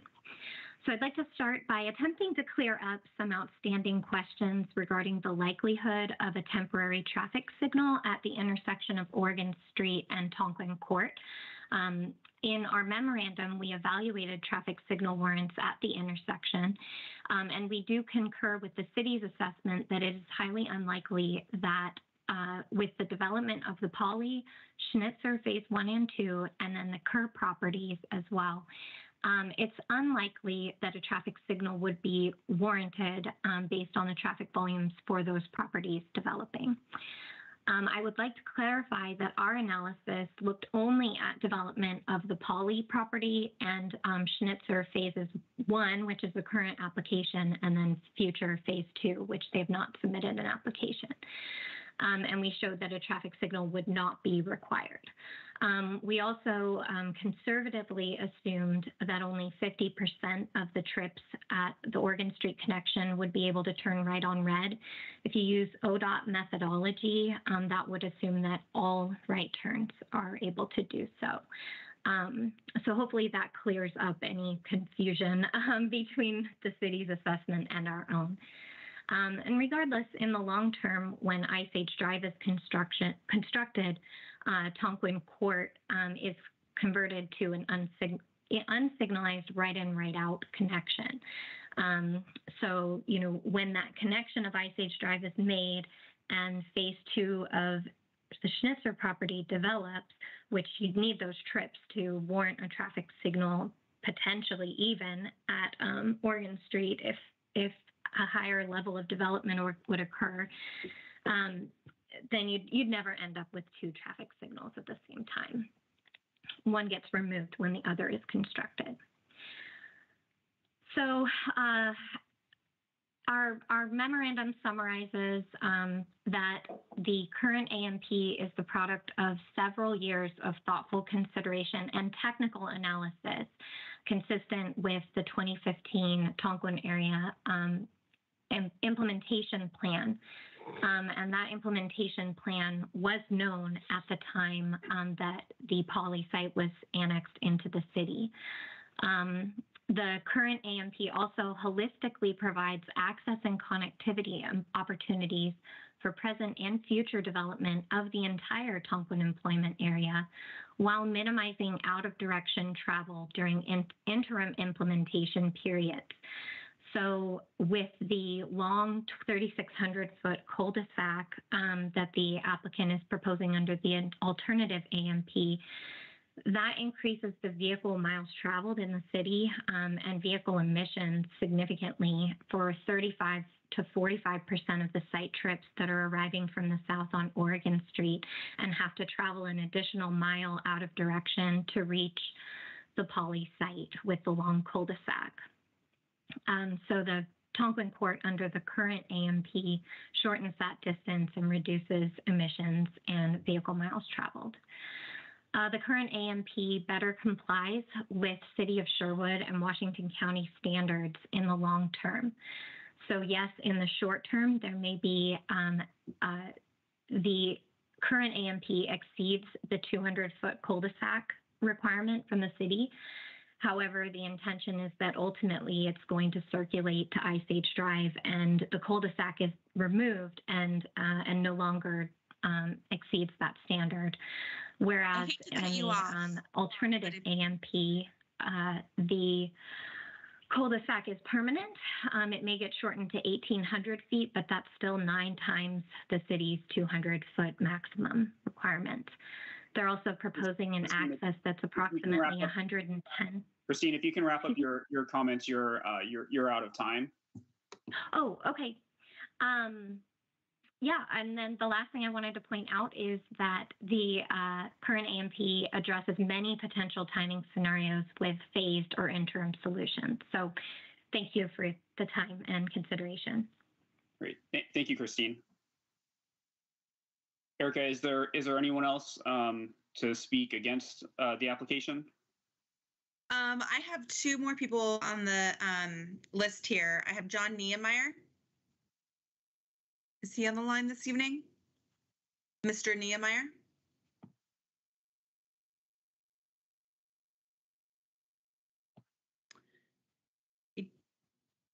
If he's... I'm not hearing from him. The last person on the list this evening is Rob Mecklenburg.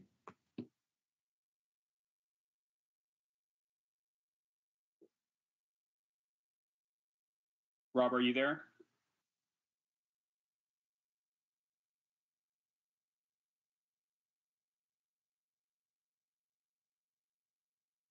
So Erica, if neither are here, do we have anyone for neutral testimony? No. Okay. Should we try? Hello, everyone. This is Colby Anderson. Rob said that he's muted on your end, Rob Mecklenburg. Is there a way to unmute him on your end? Let's see here. What's his phone number, if we can get that? Let's see. Mute. You might check that for the other testimonial as well. The one that ends in 65 is showing muted on my display. I believe that's his number, yes.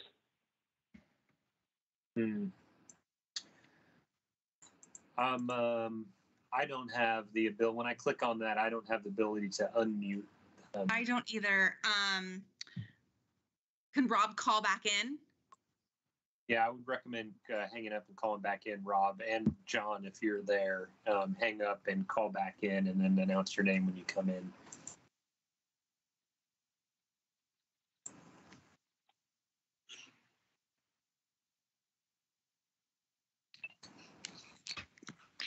And while we're waiting for them to do that, I guess I just maybe Rob be thinking that is now exiting. Okay, never mind. Oh, he's leaving. That you have a request for a continuance, so you guys might want to be thinking about how to entertain that. You're not being asked to make a decision necessarily this evening, so maybe be thinking about that request if we're waiting for them to show back up for their testimony. And under the consideration, how many hearings do we have for 2 weeks versus 4 weeks? Yeah, this is Eric. So we have 2 hearings for in 2 weeks. We have the Commerce Center application and then the continued Cedar Creek Plaza application. So those would be the 2. I think there's a chance they're going to be shorter, because they're continued hearings. Although this one is as well, and it's it's going into an hour and a half at this point. So if depending on how Planning Commission is feeling, we potentially could do 3. We don't want you to Rob resign, Mecklenburg is now joining. We paid attention to that comment. We don't want you or anybody else to not have enough time, energy, etc., to be able to do 3 in the same night. I know it is pretty taxing and it goes long, so I think that's something to work out with the applicant. But we do have 2 scheduled for 2 weeks from now. Maybe you could sidebar with the applicant on the side to reconsider 2 weeks and make it 4 weeks or whatever it is to after that. I'll just say really quickly, the applicant is aware of the 2 hearings next in the John upcoming Niemeyer. 2 weeks. There's John. So Is we've now indicated joining. that to the applicant. So I think it's up to them what they'd like to request. So this is John Niemeyer. We hear you. Yes, we hear you. Go ahead with your comments. So because of Colby's running out of time, I did want he wasn't able to address the east side location, and I think it's important to point out that there is a 64-foot right-of-way that is being moved to that side of the property, and then the additional taking of the right-of-way for the right-angle access to Ice Age Road, which has major impacts, and which must be shared or not with our property and the Munger property. And Munger has 1,000 feet of frontage there, so he has a tremendous impact of road improvement and stuff if he would ever want to develop his small piece of property. The other thing is that road has absolutely no benefit to the Sherwood or to the Snitzer property or to Munger property because it's at the high end of the property, so sewer and storm doesn't benefit either one of us. And in actuality, the Munger property will access its property will be accessed off of Ice Age Road and the utilities in Ice Age Road. So these have the potential of taking major amounts of excess land from the Snitzer property and the related cost of putting in those improvements. I think that just needed to be added to Colby's testimony. Great.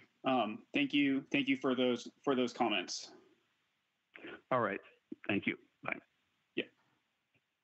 And Erica. And Rob Mecklenburg is on. I'm not sure. John Niemeyer.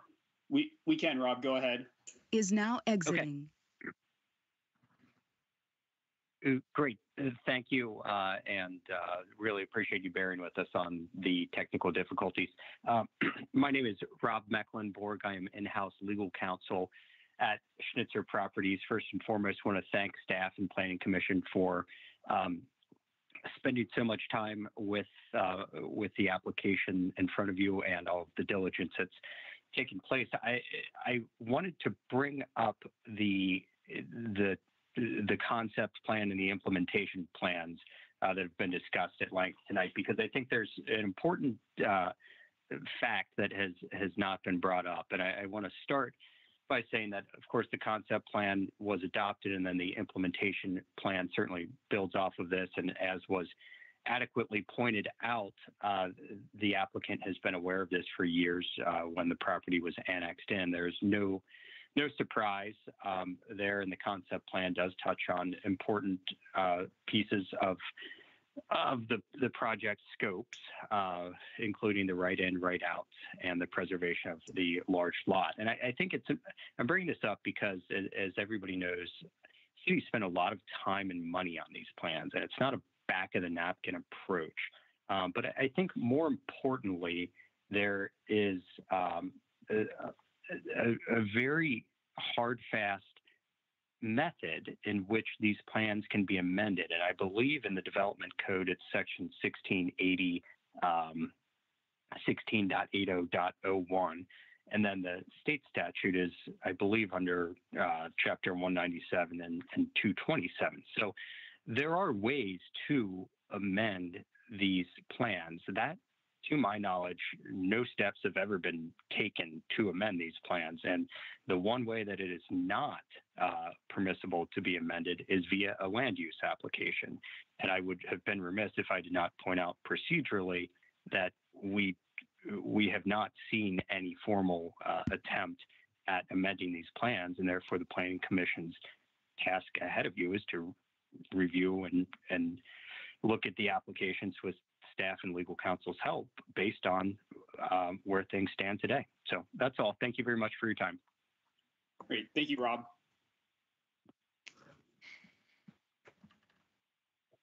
Erica, you said that's all we have for testimony. Is that correct? That is correct. Okay. Ms. Dukas, do you wish to provide a rebuttal to any of the testimony? In the interest of time, I don't want to repeat things that we've already covered. We're probably testing your patience. I will go back to, we're requesting a 2-week continuance. We understand you have a very full agenda, but once the harsh application moves forward, the window closes on this. So the timing is really important. So we're very specific about the 2-week continuance to, again, try to reach resolution. If we think we've got a position to reach resolution, we want to inform Planning Commission of that so that it can be considered within your harsh decision making. We do promise to keep the presentation brief. Ideally, it's, hey, we've got a solution. We need 3 months of continuance, something to that effect, to wrap up our application, and we're really happy to be on the same page with everybody. That's our goal. But we're very specific for needing the 2 weeks so that we can hopefully find some resolution and get both applications on track. Understood. Thank you. Thank you very much, Mimi. Thank you. Is that in addition to doling the 120 days? Yes. Yes, we will extend the 120 by the 2 weeks, and then any additional that's needed after we know where we're headed from there. Great. Thank you very much. Let's see. Does staff have anything to add which specifically addresses any questions raised during testimony?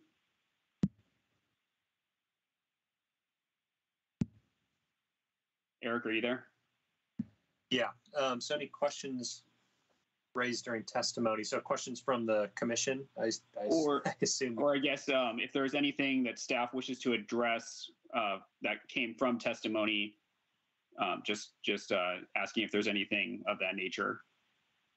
So we do have, I think, just one clarification, because I think it's while we're here and while we have our transportation consultant on the line, I would just like to clear up because you've heard different things tonight about 1 signal versus 2 signals on Oregon Street. And so we do have our transportation consultant, Garth with DKS. And so I'd like to, if I can, just turn it over to him really briefly for his comments. You know, we want to staff, so I'll just say my understanding is that it would only be 1 signal at a time, not 2 signals at any point. But we absolutely want to give you guys the correct information and clear information for your decision making. So I want to just turn it over to Garth, who is our transportation consultant, to share his analysis on that.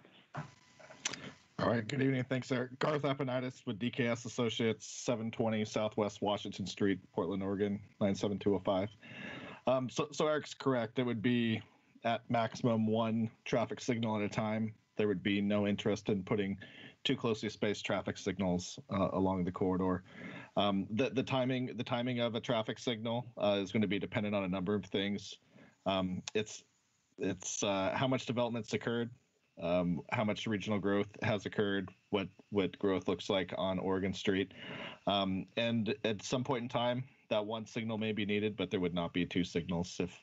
If a signal was needed up at Oregon Street, or excuse me, up at Ice Age, at that time, if there was a previous signal down at Tonkin Court, as was depicted in the prior planning efforts, that would be removed at that time. So one signal, no more.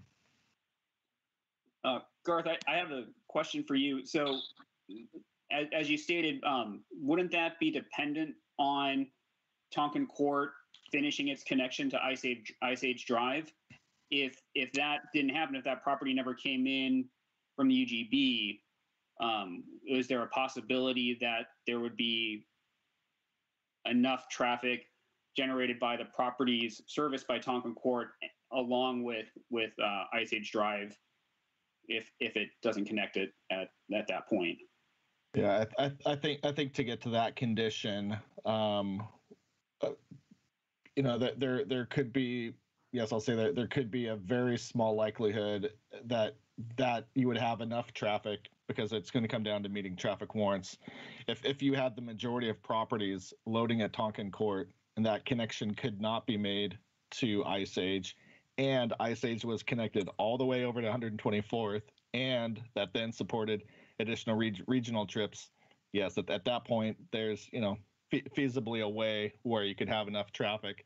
But I think that's pretty unlikely. Looking at just the growth and just the traffic by developments within Tonkin employment area, it would just need a single signal to serve that traffic getting over to Oregon Street. Okay, thank you. I didn't have anything else in terms of staff comments on the testimony questions. Okay. So I think at this point, we as a commission would, and staff, let me know if this is correct. But I believe at this point, we as a commission would either essentially need to decide what to do, either to continuance, deny, or approve. And I think there's, obviously there's a lot to each consideration. I had some questions for Spencer, kind of about what some different scenarios, if you're available, Spencer. Yes. So one of the initial questions was on when we meet in 2 weeks on the Snitzer property, is there anything that legally prevents us from approving Schnitzer with the alternative road alignment? Well, there are complications involved with that, and without having them specifically address it themselves in their testimony, what I will say is the same proposition that I mentioned earlier applies, is that the charge of the Planning Commission is to review an application based on the proposal that's put before it by the applicant. And so I'd recommend against the Planning Commission getting into unilaterally redrawing the design of their proposal on its own. What you'd want to hear essentially is whether or not the Schnitzer applicant is willing to entertain that alternate proposal, or if it is not willing to entertain it, and then vote on that application based on that applicant's position. Same proposition as what you have here in this application. Understood. So okay. With that being said, though, if we do that, last time somebody objected and we had to grant a continuance to the other hearing. Are we going to be in a loop here where when we hear it again in 2 weeks, somebody can say, hey, I need a continuance, and then we've got to just keep kicking it down the road? No, so last time for both applications, it was the initial evidentiary hearing. Okay. And so they were entitled by law to request that either the record be held open or that the hearing be continued to a date certain in the future.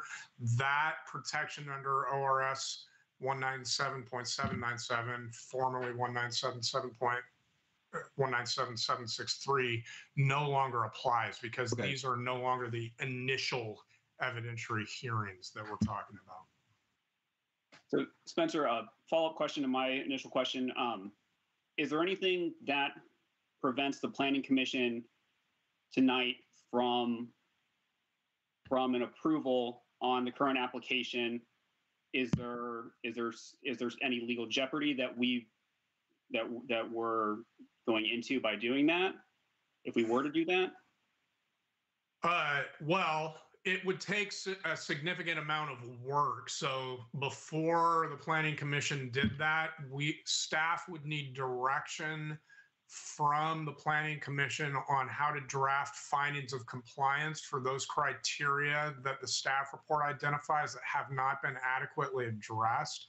And that's why the staff report does not recommend approval today, because of those identified criteria that aren't adequately addressed in the materials for staff to come to a conclusion of compliance of those criteria. If the Planning Commission feels like you can give direction as to those criteria tonight, and staff agrees that it can draft up those findings tonight, then you're looking at a safe approval. But for all intents and purposes, that's why staff didn't recommend that, or else they would have included that in their proposed findings. Okay, thank you, Spencer. I have a question. Go ahead. If we continue this application tonight, does it in any way affect what's going on with the other applicant, other than the possibility of them continuing negotiations or something over the next 2 weeks? Does it hold off their application in any way or affect it at all? I mean, there's an undeniable kind of nexus between the two applications because they join one another, but these are standalone applications that the Planning Commission is evaluating based on the four corners of the documents submitted for the respective applications. Yeah. So let's see. We're in discussion stage, right? Are we at commission deliberation now as far as the order of operations? I don't believe we are. Is that right, Spencer? I'm trying to ask questions about process more so than the positives or negatives about the application. Yeah, I think that's in the discretion of you, Mr. Vice Chair, holding the gavel when you want to open that up to the rest of the Planning Commission for deliberations. And thank you. And so the questions that I'm getting at, because the way that I see it is that there's multiple things that are at issue. You know, if we continue, there's the issue of trying to not have too many hearings all in one in one evening. But what I'm also trying to understand more so is the decision of one. The decision on one application, how it affects the other, and if we can or if we should essentially make a decision tonight or not. So that's what I was trying to get at with the questions that I had for Spencer, and essentially because the next questions would be for us to decide if we want to do a continuance, but then that has implications in and of itself. So, Chair Simpson. My question would be, the applicant has requested a 2-week continuance. Are we allowed to accept the 2-week continuance and the 2-week tolling of the 120 days, but have the hearing at our 4-week hearing mark? Do we have, I mean, they've requested it. We don't have to have it on that date, but the applicant is only told the 120 days by 2 weeks. So are we within our 120 days? I would ask staff, can we move our hearing date for this one out 4 weeks and still meet the 120-day rule and still be in compliance legally with everything we need to do so that we do not run into 3 hearings on one night again? I'm gonna have to defer to Eric on that one with the calendar. But yeah, Gene. Yeah. Gene, even if we do that, though, if we decide on the Hirsch one in 2 weeks, then it's a moot point, right? If we, you know what I mean? Like we have to decide it next week anyway. And so I'm not sure what the point would be of pushing it 4 weeks, because we would hear that other one first. Well, theoretically, I don't know, Commissioner Giles, so I'm sorry to interrupt, but theoretically, if there was progress in these kind of behind the scenes discussions between the property owners, there's nothing to stop.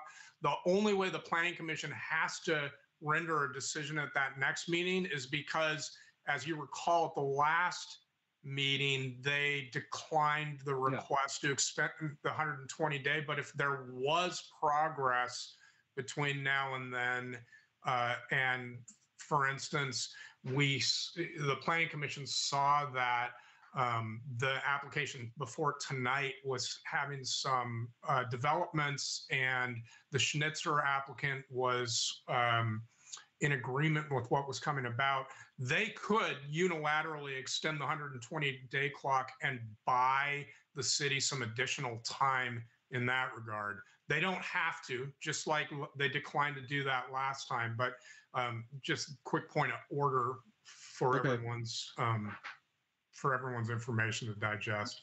That so to me, it kind of seems like it's a decision that we as Planning Commission either make tonight in support of this application, whereas if we meet in 2 weeks, fundamentally, my understanding is that there's nothing wrong with the Schnitzer proposal, and for us to try to impose this alignment on them, which they have. Vice Chair Kai, I would just set that proposal aside for tonight, because you have to look at the proposal tonight, which is for the Poly property and the criteria as they apply to the Poly property, and try to keep that clear from same criteria, but different set of facts for a different set of for a different piece of land, and let's try to keep them separate. Acknowledging the fact that there's the nexus between the two. Understood. Okay, so then what my next question then would be for staff is, what are those significant issues that you would need direction from Planning Commission on if we were to give an approval tonight? What issues are outstanding that you would need? I think that's all outlined in Eric's memo that he sent to you guys. That's right. And I will say again, the way that I see the alternatives that that Eric laid out in his staff report, given the way that the testimony has gone this evening, the Planning Commission itself hasn't been presented with a bunch of proposed findings that address those standards that you could cite to staff to incorporate into findings for compliance to support an approval. So really, I don't see this evening, for all intents and purposes, that option is really on the table. Okay, and that's let's move to discussion, Justin. I think it's time to move. Yeah. Move to a call to deliberation. To deliberation. Call for a question, or call for a motion, or something. No, I feel like we need to discuss this now. Yeah. You want to deliberate before we call for a question? A little bit. Okay. Yeah. So commissioners would like to move to, and so if we move to deliberation, staff, do we then close? Have to close testimony? I believe so, Spencer. Yeah, I would close it to testimony and then move on to deliberations from there. And at the end of deliberations. So Spencer, does that mean that they're making the decision to not continue the hearing then, or if they? No, they're just they're closing it for further testimony this evening, but at the end of their deliberations, they can by motion decide to continue the hearing to a date certain in the future and take additional testimony. Okay. Thank you for that. That was something that I wasn't clear on. So, so unless there's any objection, I'll close the public testimony portion of the hearing. Do any commissioners have an issue with that? Or anyone else? All right. Public testimony portion of the hearing is now closed, and let's move into deliberation. So, Commissioner Vance, did you have something you wanted to start with? I had some comments, but Commissioner Giles beat me to the hand. So go ahead, Commissioner Giles. You go first. Oh, thank you very much. I was just going to say, the way I see it is we're spending 2 weeks of the city's time to potentially, get a few more answers, have both parties continue to work on it. If we have to make a decision tonight, I have a feeling of which way I'd go, but I think that spending another 2 weeks, we're not asking for infinite amount of time, but again, we're trying to do everything possible to get a situation that works for as many people as possible. But then next week, we will have to look at them as individual applications, right? And so all we're doing now is spending 2 weeks of potentially negotiation. We're hopefully not, commissioning new studies or other things like that. We're just giving some more back and forth. I don't know if it's worth it or not, but that's how I see it. Is a continuance is just a vote for continue the discussion, and we'll have a final decision in 2 weeks on the other one at least. Commissioner Vance? Yeah, as I'm thinking about the three options, I tend to agree with Spencer and others. I mean, I don't think our commission is prepared to come up with an approval with all the stuff that would need to go with that. I don't see how we could possibly put that together. So we're then left with the other two options, which is denial outright of the application as is, or the continuance. And I agree with Commissioner Giles that I think there'd be a direction that we would probably go if we had to decide. If it was not a continuance, I think the option would be clear, just to say it. But the applicant has requested a continuance. It does spend staff's time, but I want to acknowledge that there's a lot of time and effort and cost that these applicants go through to submit to the city. And they do want to work to try to find some resolution with the other applicant. And this continuance does not, as far as I heard earlier, get in the way of the other applicant or their timeline, other than them potentially having to continue to negotiate for another couple of weeks. And we get to that application, and we will, and then that application will go, we'll evaluate it standalone, just like we evaluate this one standalone. And evaluating this one standalone right now, our applicants ask for continuance to work on some things. Okay, I think I can go that route. And then if that ends with another applicant getting an approval, that stops that process, then that's how it goes.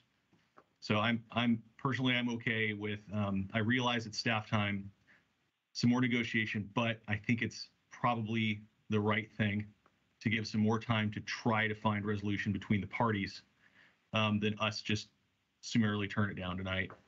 And then it'll be resolved in 2 weeks. I know it's three public hearings again, but it's probably we can. Those are my comments. Thank you. Thank you. If it's looking like this is the way that it's going, I think we can try to see if we can reach out to any of the other applicants and see if there's any of the three hearings on the docket for 2 weeks from now, if any one of those could potentially move to another 2 weeks. Can't do that. Oh, can't, right? Because we already announced it. Yes. Yeah, you're right. Okay.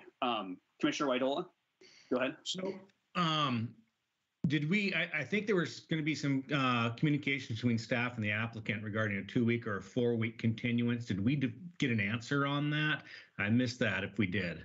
So the applicant was spoke to that about the need for it to be 2 weeks versus 4 weeks, given the other application on the table. So my understanding is from them it was that it had to be in 2 weeks.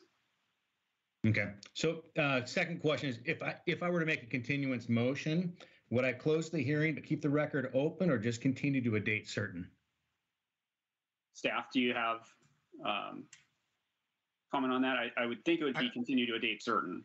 But I mean, it's certainly all of it needs to be to a date certain. But my understanding from the request from the applicant is that they'd like to provide additional testimony to the Planning Commission. So they're just asking for an old-fashioned continuance with the record left open.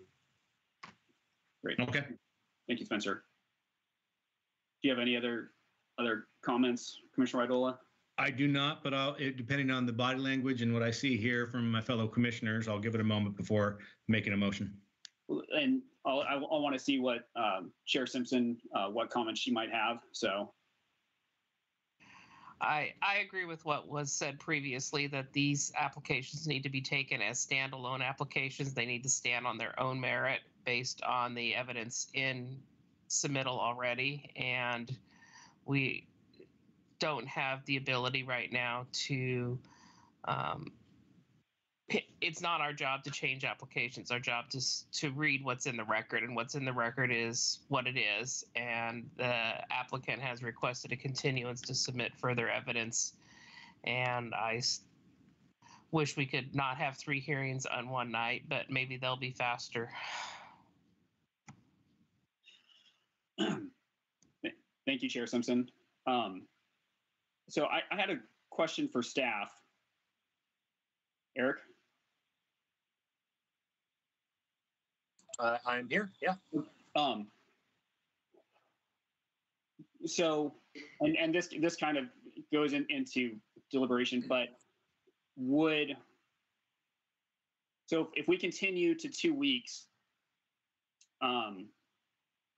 is it possible for staff to work with the applicant to come up with findings to cure the deficiencies with their proposal, you think?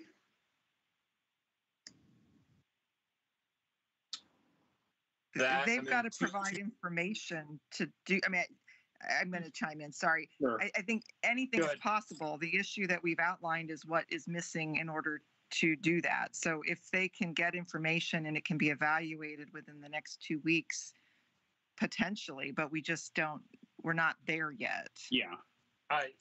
Thank you, Julianne. I just want to add that there is one procedural issue that was raised in the memo. I touched really briefly on it in the presentation.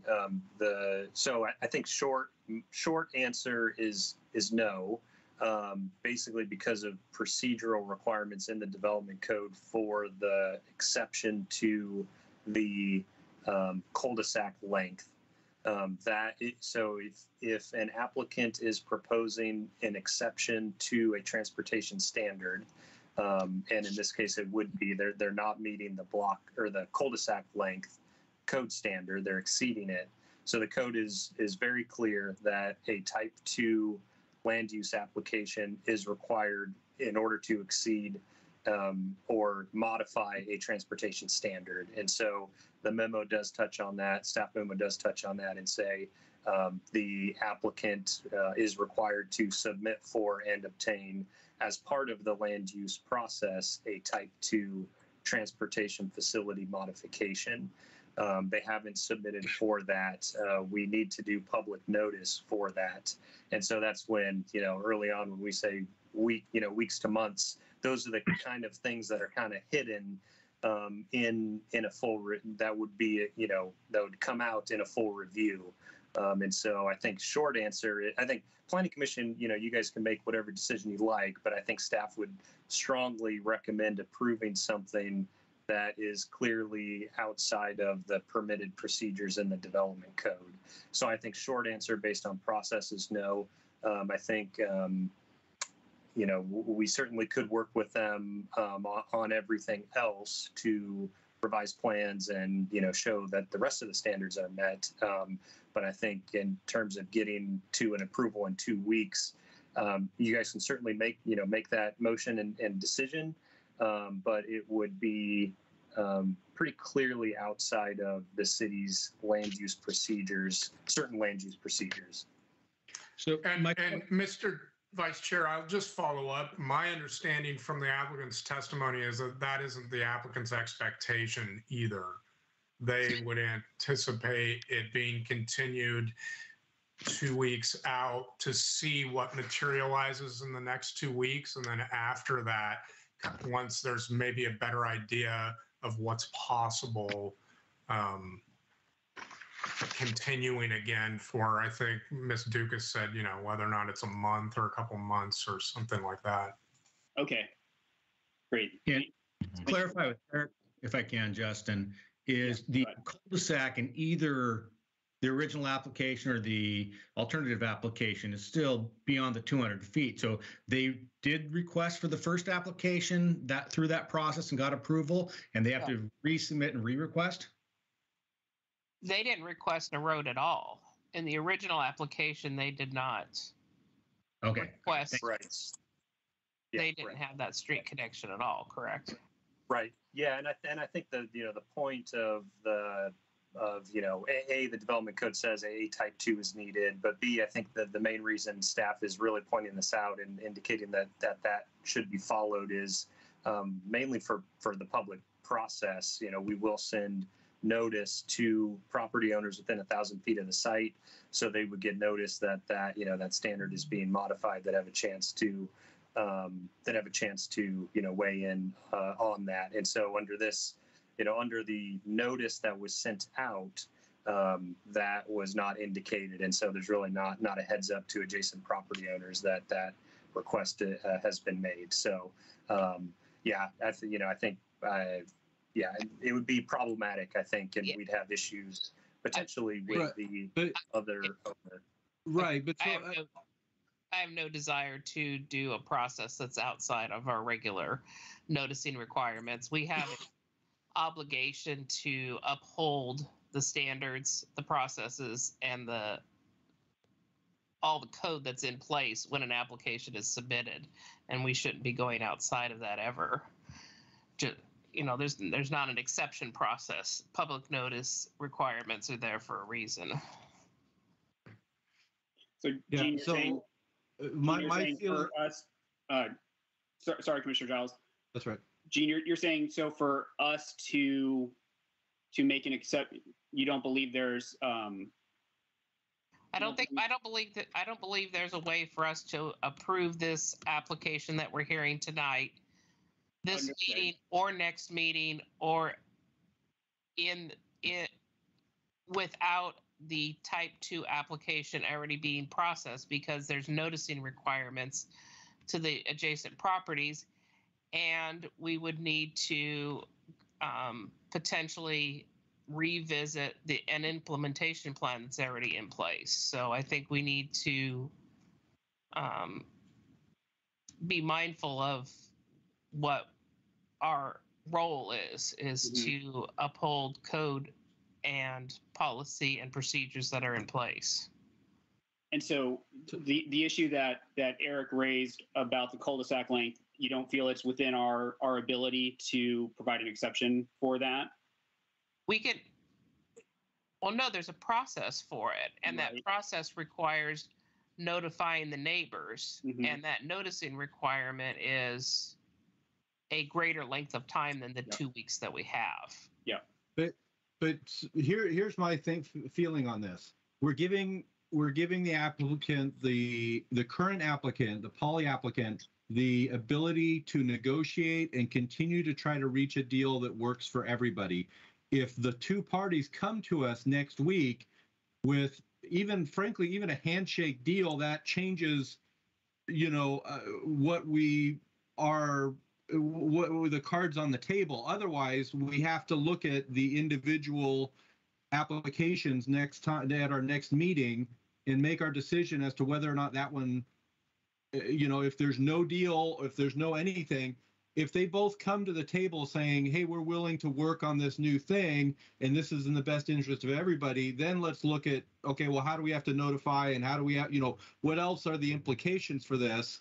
But right now, all we're doing is saying, okay, you got 2 weeks more to come up before we're going to make a judgment on the other team, because right now they said they're not going to, they didn't want a further continuance of the, they didn't want to extend the window on the other side. So, I mean, am I oversimplifying this here?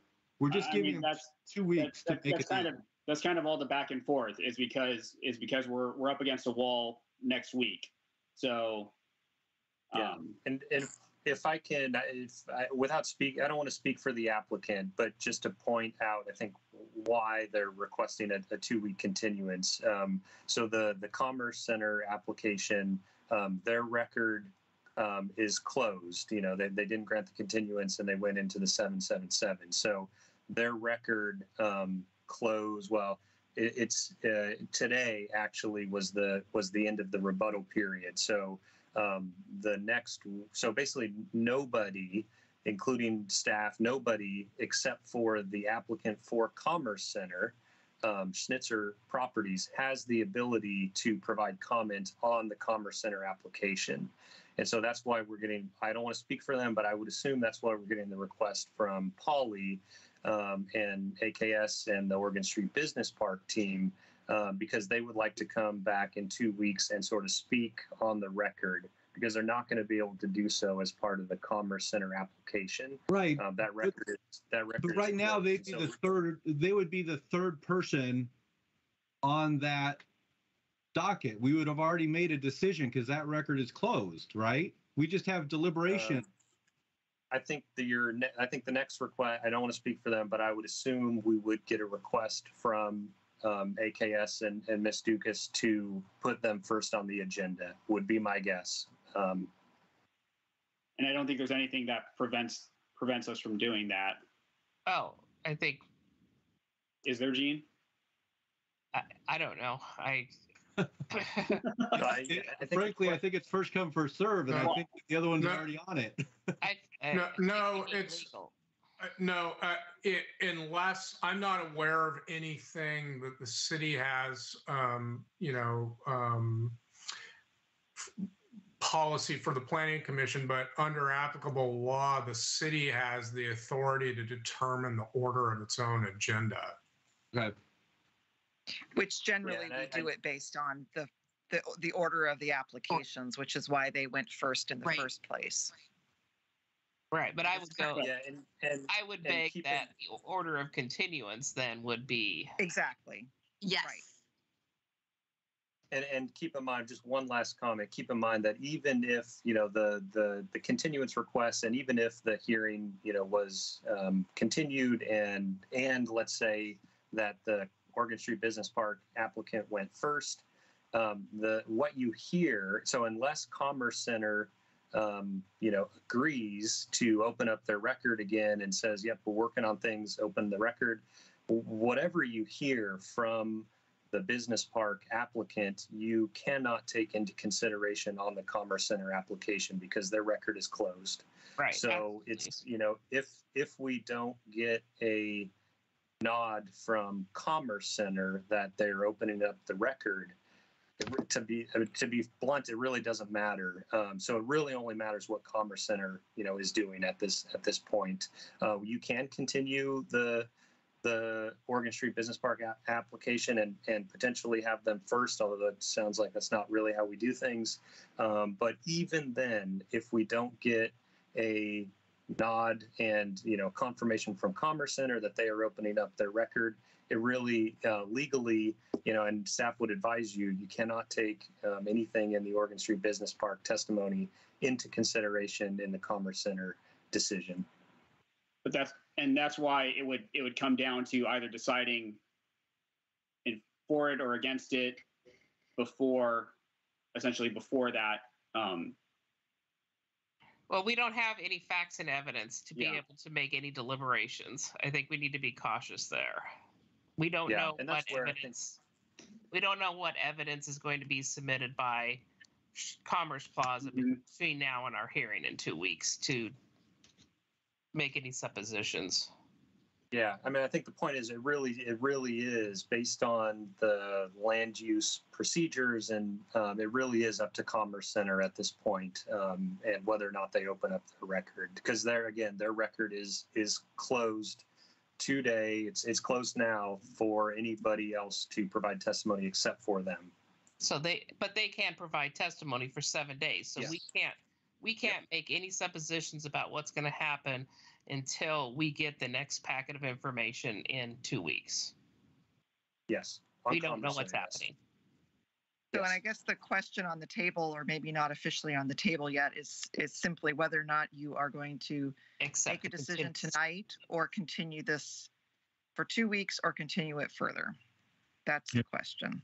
And so the question I asked staff was, if we continue this, if we accept the applicant's request for 2 weeks and but hear it in 4 weeks, will we be in compliance of the 120-day rule if the commission is desirous of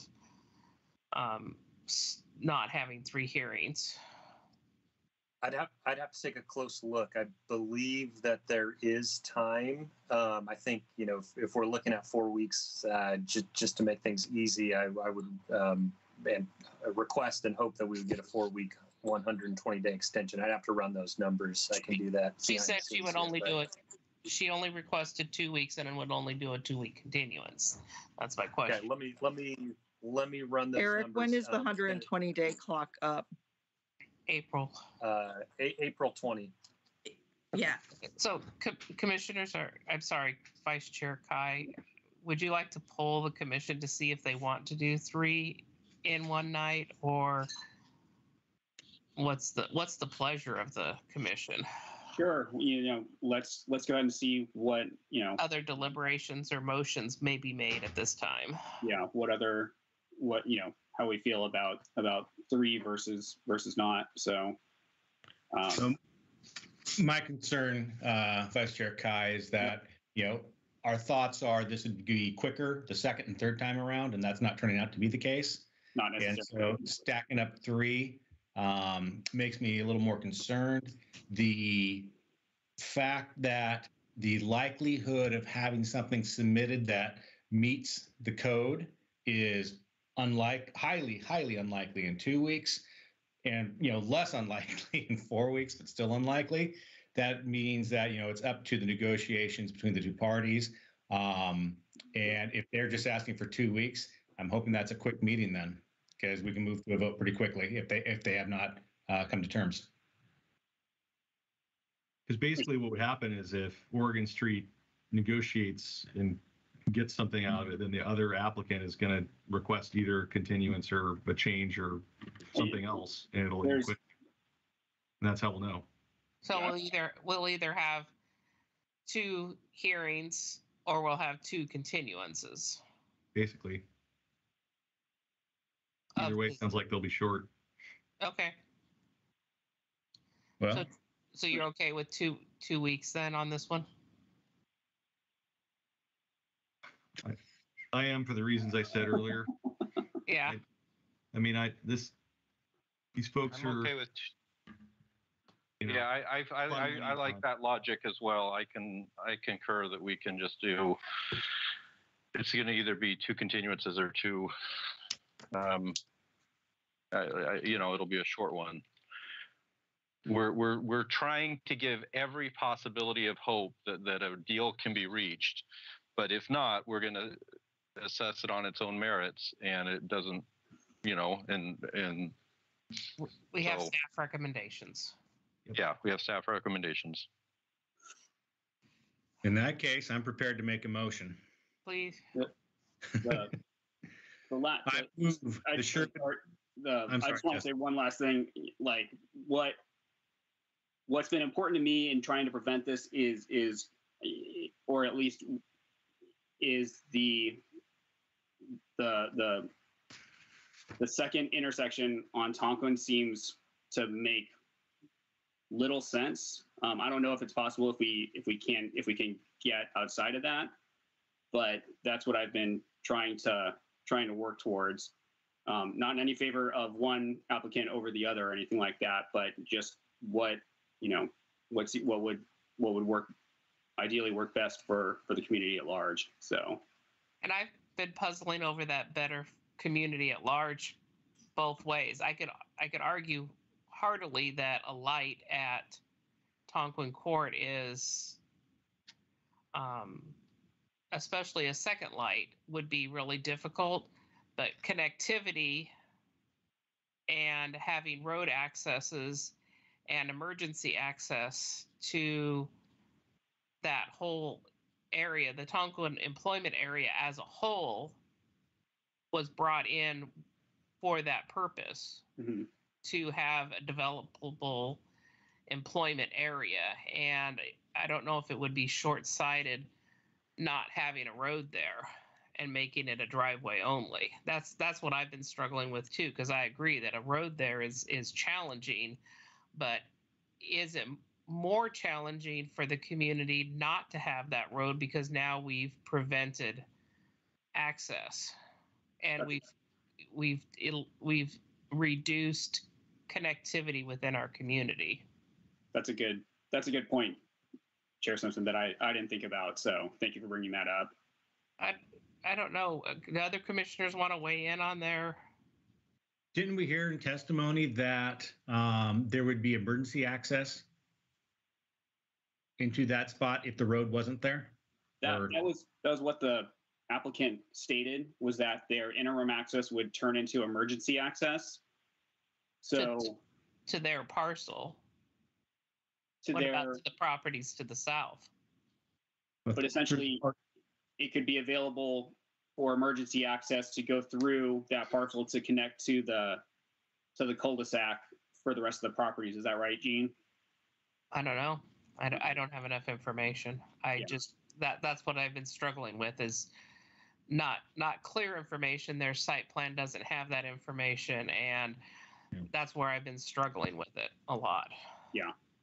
We have a site plan in front of us that doesn't have that connectivity. Correct. Yeah. I think there's work to be done. I really think we should move forward with a motion right now and give it the 2 weeks. Because we're not going to really accomplish much more, I think, through deliberation. If everyone's okay with that. Yeah. Is everyone else okay with that? Yep. Okay. All right. So I'll move forward. Yes. I'll move the Sherwood Planning Commission continue the public hearing on the application for Oregon Street Business Park LU 2021-015 until 2 weeks, February 22nd. I second the motion. Also note that the applicant has extended the 120-day tolling notice. Yep, thank you. Yep. So Chair Simpson. Second it. Yeah. So staff, do we need to do a roll call vote on this? I would, just for consistency. Okay. All right. So I'll start. Chair Simpson, go ahead. Aye. Commissioner Widola. Aye. Commissioner Bantz. Aye. Commissioner Giles. Aye. And Vice Chair Kai votes aye as well.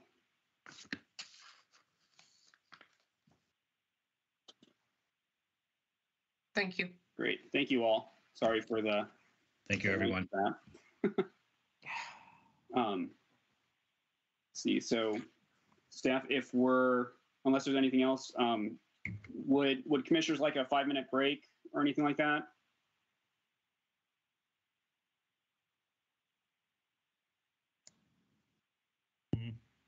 I give either way. What everybody else wants to do. Just a matter of if anyone needs bathroom breaks or anything. So, hearing not, we'll go ahead and move on with the second public hearing, case file LU 2022-01, marijuana code update. And I'll start with reading the script. The Planning Commission will hold hearing on case file LU 2022-01 marijuana code update. Rob back on board. Is The now purpose of this hearing exiting. is to provide the public with an opportunity to testify and provide to the Planning Commission Is now concerning exiting. the marijuana code update. The commission will conduct tonight's hearing in the following order. Staff will present the staff report, followed by questions, if any, by the Planning Commission for staff. We'll then open the hearing for public testimony, and each person's time will be limited as follows. Applicant, 30 minutes. In this case, this evening, the city is the applicant. Person in favor of the application, 4 minutes. Person opposed to the application, 4 minutes. Rebuttal from the applicant, remainder of 30 minutes. We'll then close the public hearing, final comments by staff, questions of staff, if any, by the commission, discussion and deliberation by the commission. Continuance, a recommendation to the city council may be made at the close of this hearing, or the matter may be continued to a time and date certain. If the matter is continued to a date certain, this will be the only notice of that date you receive.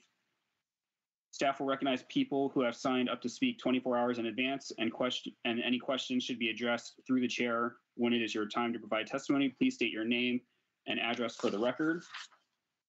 The role of the Planning Commission this evening is to make a recommendation to City Council for the final decision on the pending matter. The Planning Department will now present the staff report. Thank you, Commissioner Kai. So good evening, Commissioners. Before you tonight are some text amendments to the Sherwood Zoning and Community Development Code relating to marijuana uses, development standards, and process for applications involving marijuana uses.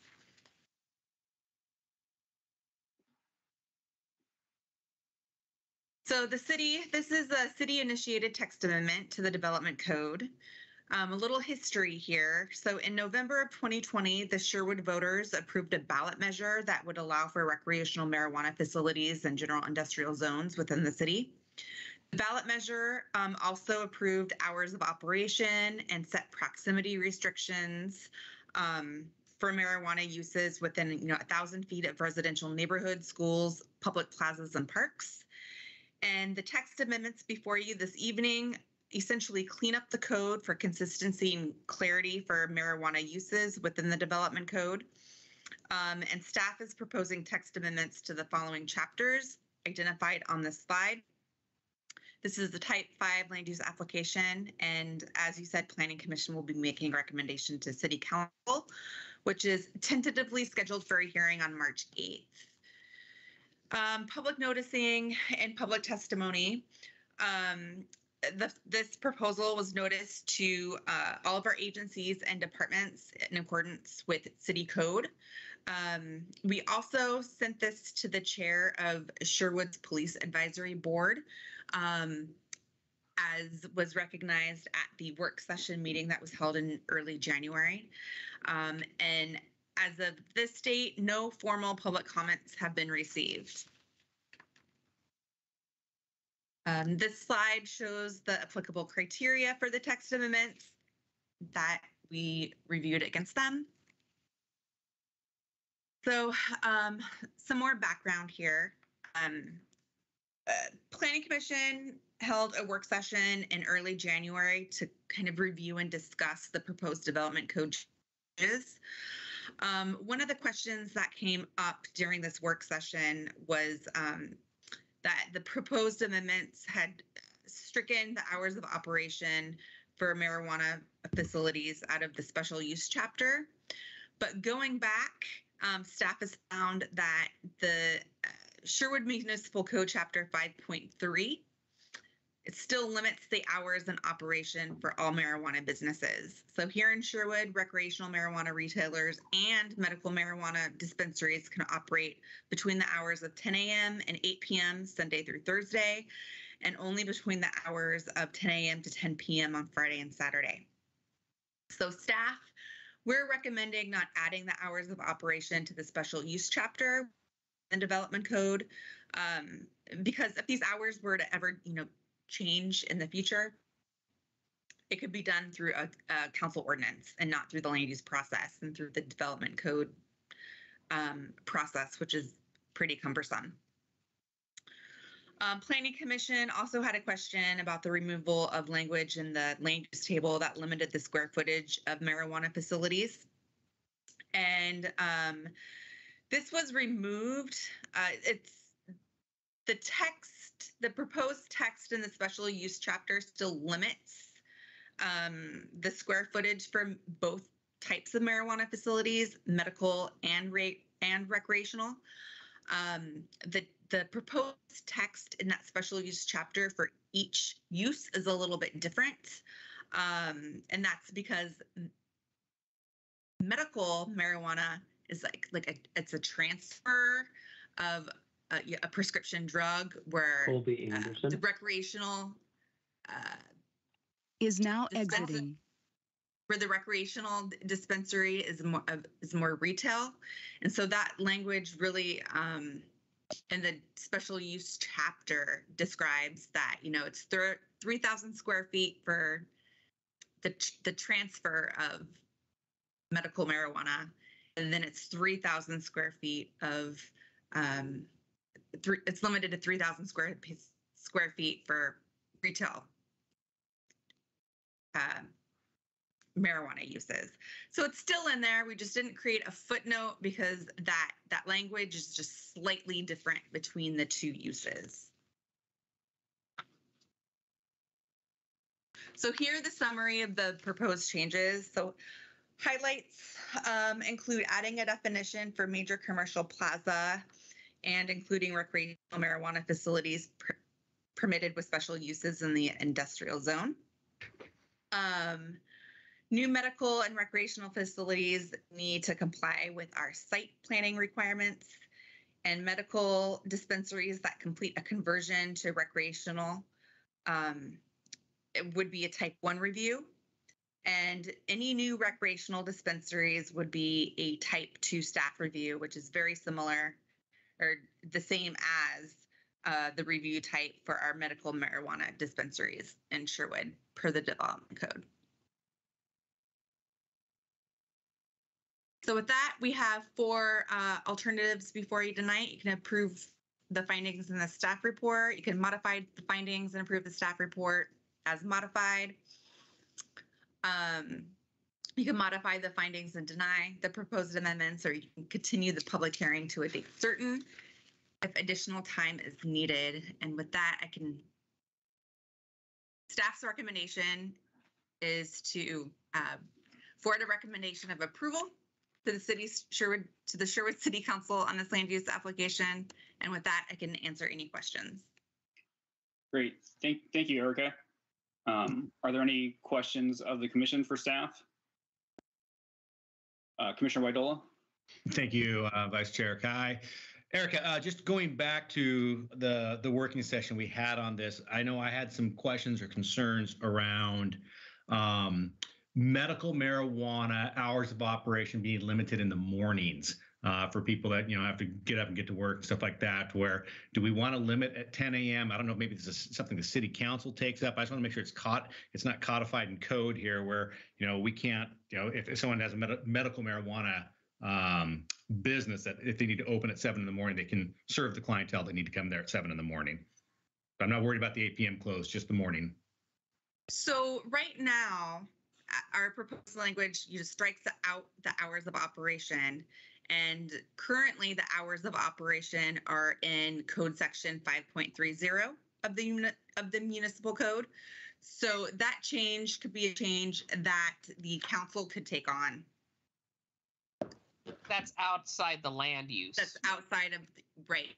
That's outside. Got it. Thank you. That clarifies. Thank you. Perfect. Are there any other questions from commissioners? All right.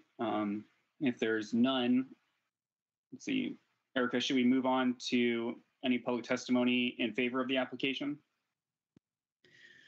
We have not received any public testimony for this land use case file this evening. For or against or neutral? Or against. None. Okay. All right.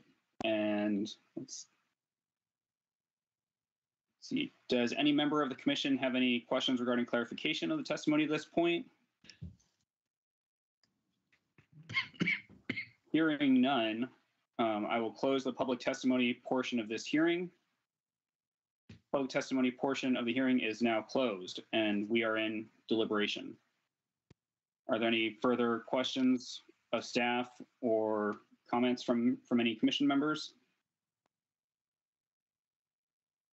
My only comment is along the lines of Commissioner Widola, that making it simpler for the counselors to make the rules on the hours makes it more readily able to reflect the opinion of the voters of Sherwood, right? I mean, they voted to approve it, and it puts it in that hands rather than codifying it in code. So I think that's the most important part of this, and I think that's where it belongs, is with the elected officials. Agreed. Yeah, no, I think it's great that it's taking that part out of the land use process. So that makes sense to me as well. Yeah. Then I would only make one other comment, that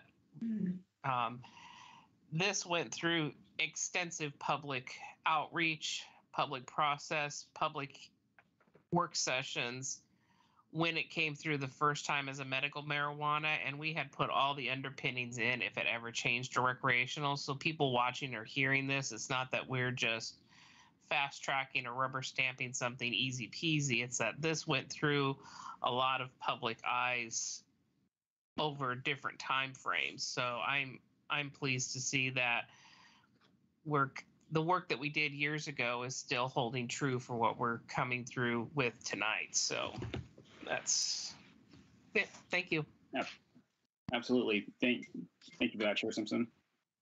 So unless there's anything further, I'll entertain a motion. Oh. Hold on, let me get rid of a dog. Perfect timing. Somebody gonna second that?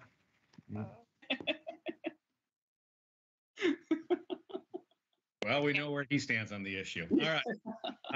I move the Sherwood Planning Commission approve the application for marijuana code amendments LU 2022-01-PA based on the applicant testimony, public testimony received, and the analysis findings and conditions in the staff report.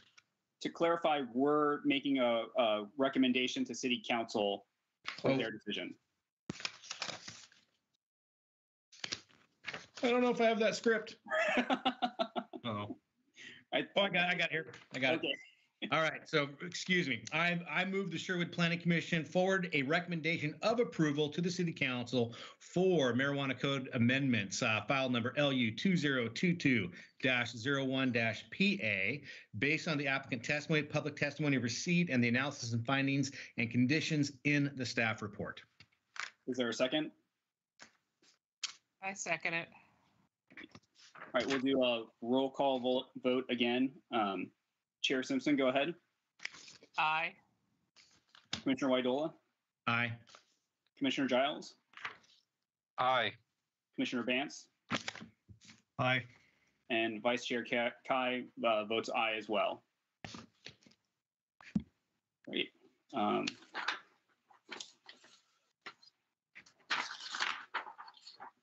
See, moving on, are there any planning commissioner announcements? Don't forget the February 23rd CAC meeting for the Sherwood West. That's at 5:30. Great. For myself, and I appreciate Vice Chair Kai taking the helm. I am only 5-6 days out from my surgery and did not know how I would fare trying to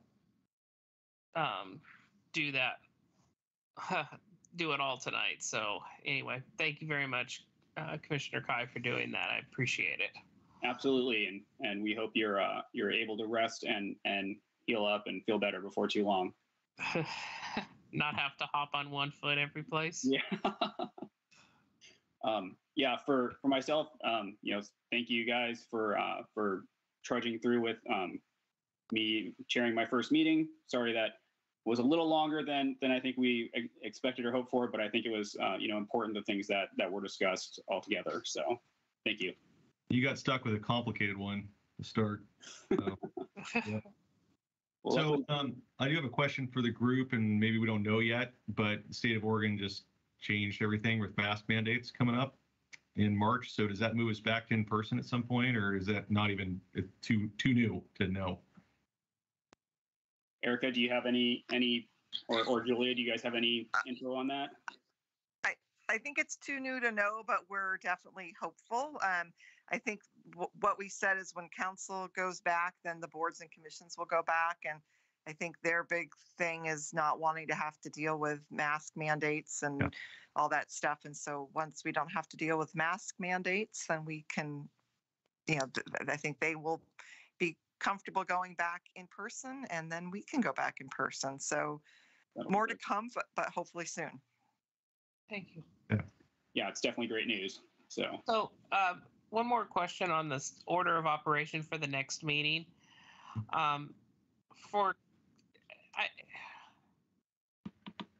We've not changed. In selecting the order of operation, I would have presumed that it would have gone by the two hearings that were heard first and continued to that date would have been on the docket first, and this one just got put on, so it would be in third place. And I just say, for the sake of sanity and fairness, Cedar Creek was last time, and making them first this time, so that we can do Cedar Creek and then roll into.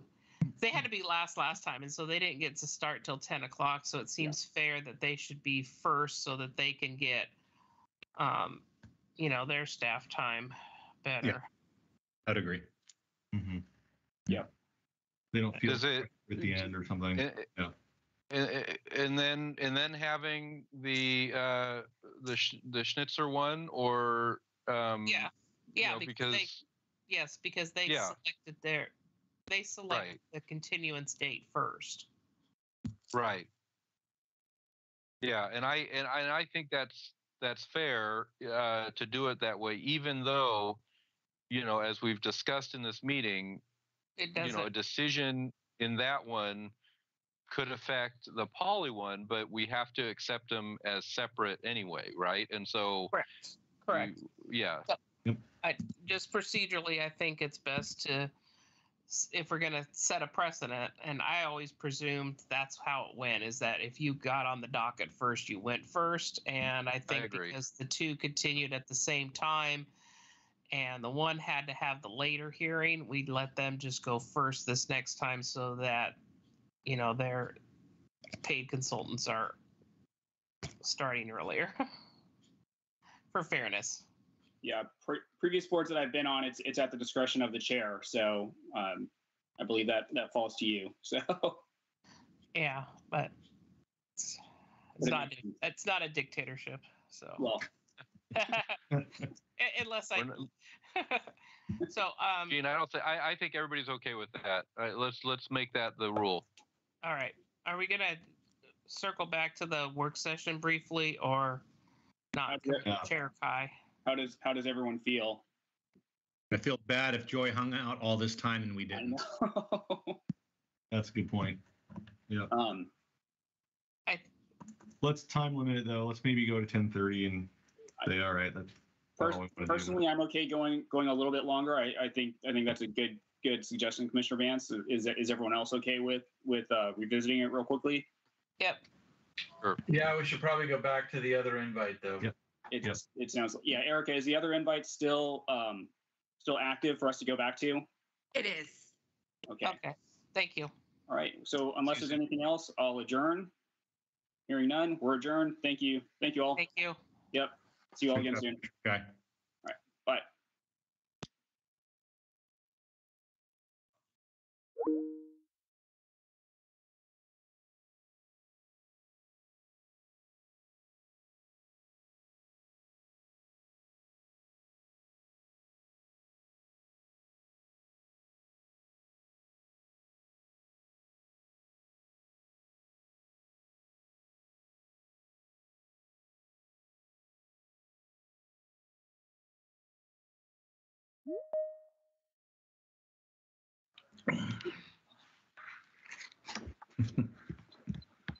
Sorry, Joy. This doesn't raise to the level of staff announcement, but I believe there is a way to turn on and off the announcements when people are entering and leaving the meeting. Is there a legal reason why we're doing that? Because it is a little bit disruptive when people are trying to give testimony and people are leaving and joining. I'm not hearing that. I'm not hearing it. Oh, okay. Thank God. And then okay, that's fine. And that'll be our last Zoom meeting also.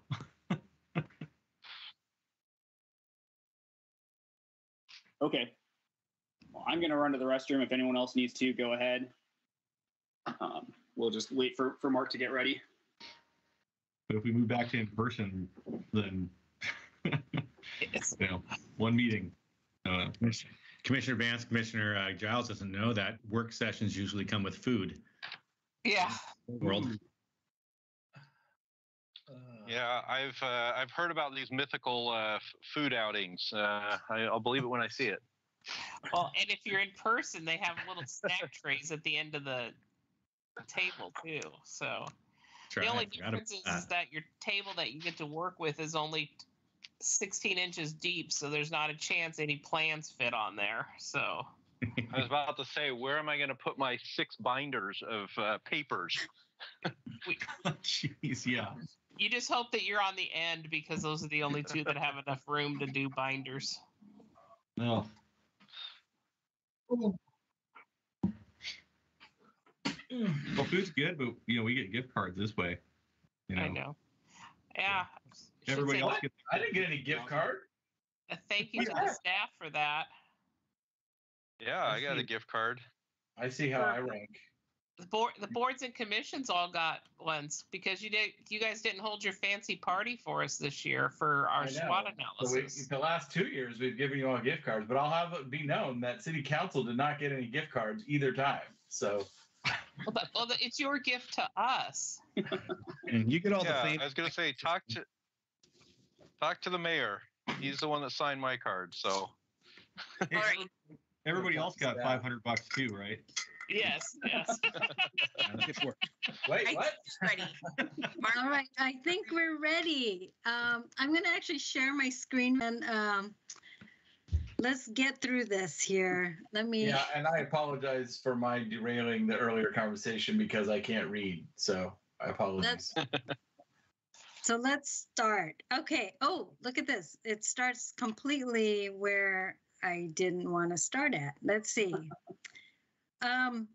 Oh, here we go. For some odd reason, the slide was hidden from everyone the first time. So I wanted just to bring this back to you guys for the first time. So again, it's smaller homes at lower price points.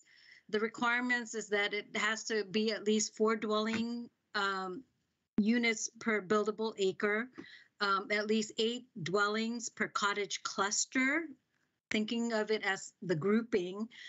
Again, the OAR, the law says that it has to be a maximum footprint of 900. But there is no maximum floor area, so that does allow for the multi-story cottages, like I was indicating before, where if we had like a 1,400 square foot cottage, it would be 900 first floor, which is the building footprint, and they could have a 500 square foot loft on the top. So the proposed amendments, we're doing the minimum, again, based on the OAR, 4 cottages per cottage cluster, regardless of the lot size, a maximum of 8 cottages per cluster, meaning that if they wanted 2 cluster developments, which is 4 times 2, it would be 8 of those cottages. But again, they would be considered as 2 cluster developments. That is just that example. So I did also want to touch base with you guys in regards to that. Doesn't make sense to me. Councilor Scott has a question about averages. Oh. No, not about averages. All right. Okay. So if the ORA says there has to be at least 8 dwellings per cottage cluster, how can we say there only needs to be 4 per cottage cluster? No, to be to be considered a cluster, we're saying that there has to be at least 4. So someone can't come in with 3 and then call it a cottage cluster. Right, but the OAR Division 46 says there has to be at least 8. So how can we allow 4 if we have to have at least 8? So would ours need to be 2? Like each cluster would need to be 2 buildable acres? There needs to be at a minimum 4 dwellings, 4 units. Yeah. That's not my question. Joy, bullet Yes. point 2 says at least 8 dwellings per cottage cluster. And then we're down and we say in bullet point 1 of the proposed amendment, we're saying minimum of 4 cottages per cottage cluster. So with the next one would be maximum of 8. Yeah, but we're not talking about the maximum. We're talking about the minimum. If the Oregon administrative rule says you have to have at least 8, how can we possibly say you can have only 4? We're not meeting that requirement of the OAR 46. All right. I have my OAR, so let me just get to that. So my only reading of that, Counselor, would be that if you're on a 2-acre lot and you're making 8 cottages there, but that's separate than the acreage is separate than defining. Also, I would say there has to be way more than. I mean, that's 10,000 square feet per unit. That's right. No, I know. Building a 10,000 square foot cottage, but that's a separate issue aside because the acreage requirement is separate than the cluster requirement.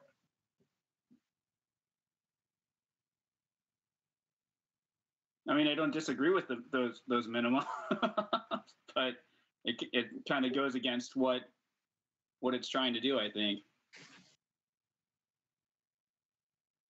Yeah, so I mean, in regards to minimum lot. No, I don't want to talk about minimum lot. I want to talk about the minimum number of dwellings per cottage cluster. Okay, so let me just talk about density first, right? Okay. A large city may not apply density maximums to the development of cottage cluster. A cottage cluster development must meet a minimum density of at least 4 units per acre. But we could require more. We could say it has to be 8 per acre or 10 per acre or something. Yes, but we're the direction that we've received is whatever the minimums is what we should be adopting.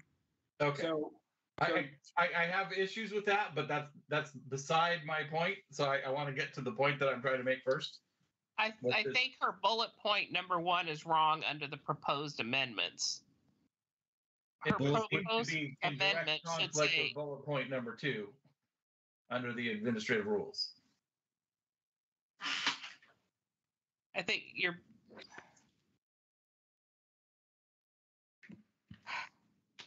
if she's trying to match OAR Division 46 to our proposed amendments, at least 4 dwelling units per buildable acre, then our amendment is minimum 4 cottage. It should be minimum of 4 cottages per buildable acre, regardless of lot. It feels like we're mixing and maxing density with defining what's the minimum number of cottages in a cluster, and those are 2 completely different things. All right. So noted. We will fix that. And then I have, and then the second part is if there's a maximum of 8 cottages per cluster. And there's a minimum of 8 cottages per cluster, then every cluster is exactly 8 cottages. Right.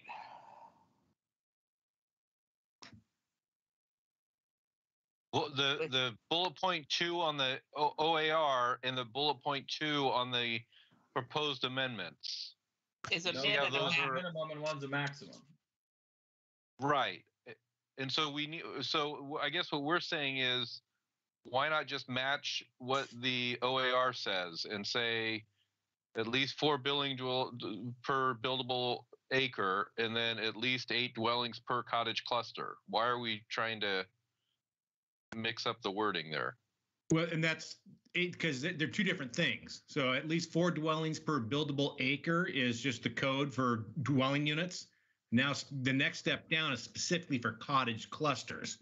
Isn't that correct? Right, but what I'm saying is, why don't we just make our proposed amendments? Why don't we just make our proposed amendments the wording of the OAR division there of those first two bullets? Why are we changing that language if we basically agree with that language? Well, we're capping it at 8 instead of a minimum. No. We're capping it at 8. Oh, so we're saying we do not want. Okay, so we're saying in Sherwood we do not want more than 8 cottages per cluster. I don't necessarily agree with that. I don't agree with that. I don't agree with. I think we need to have a much higher density than 4 dwellings per buildable acre for a cottage cluster. I think we're defeating the purpose of what a cottage cluster is supposed to be, which is right listed at the very top of this slide.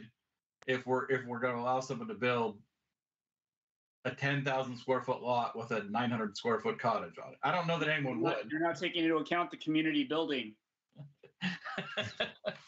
Anyway, and it's only 900 square foot. College clusters, does it? Joy, does that first bullet point under OAR 46 have anything to do with cottage clusters, or is that just the general build for low density, high density? No, it's very specific, written within the cottage cluster section. So all of Division 46 is related to cottage clusters. No, Division 46 is middle housing. Okay. But there's a specific section that addresses cottage clusters, and that is, it has to be 4 dwelling units per buildable acre, and we have to have at least 8 dwellings per that cottage cluster. So the conversation before last year, way before when we first brought this, that was a conversation that, we were debating what is that number. It could be 8, it could be 12, it could be 16, it could be 24 in regards to what our maximum number of cottages are. And so staff, under the understanding of we want the minimum requirements. So when we were looking at, okay, well, it says, the OAR says at least 8 dwelling units per cottage cluster. So we also are proposing that. But as a commission. That's not what you're proposing. You're proposing 4.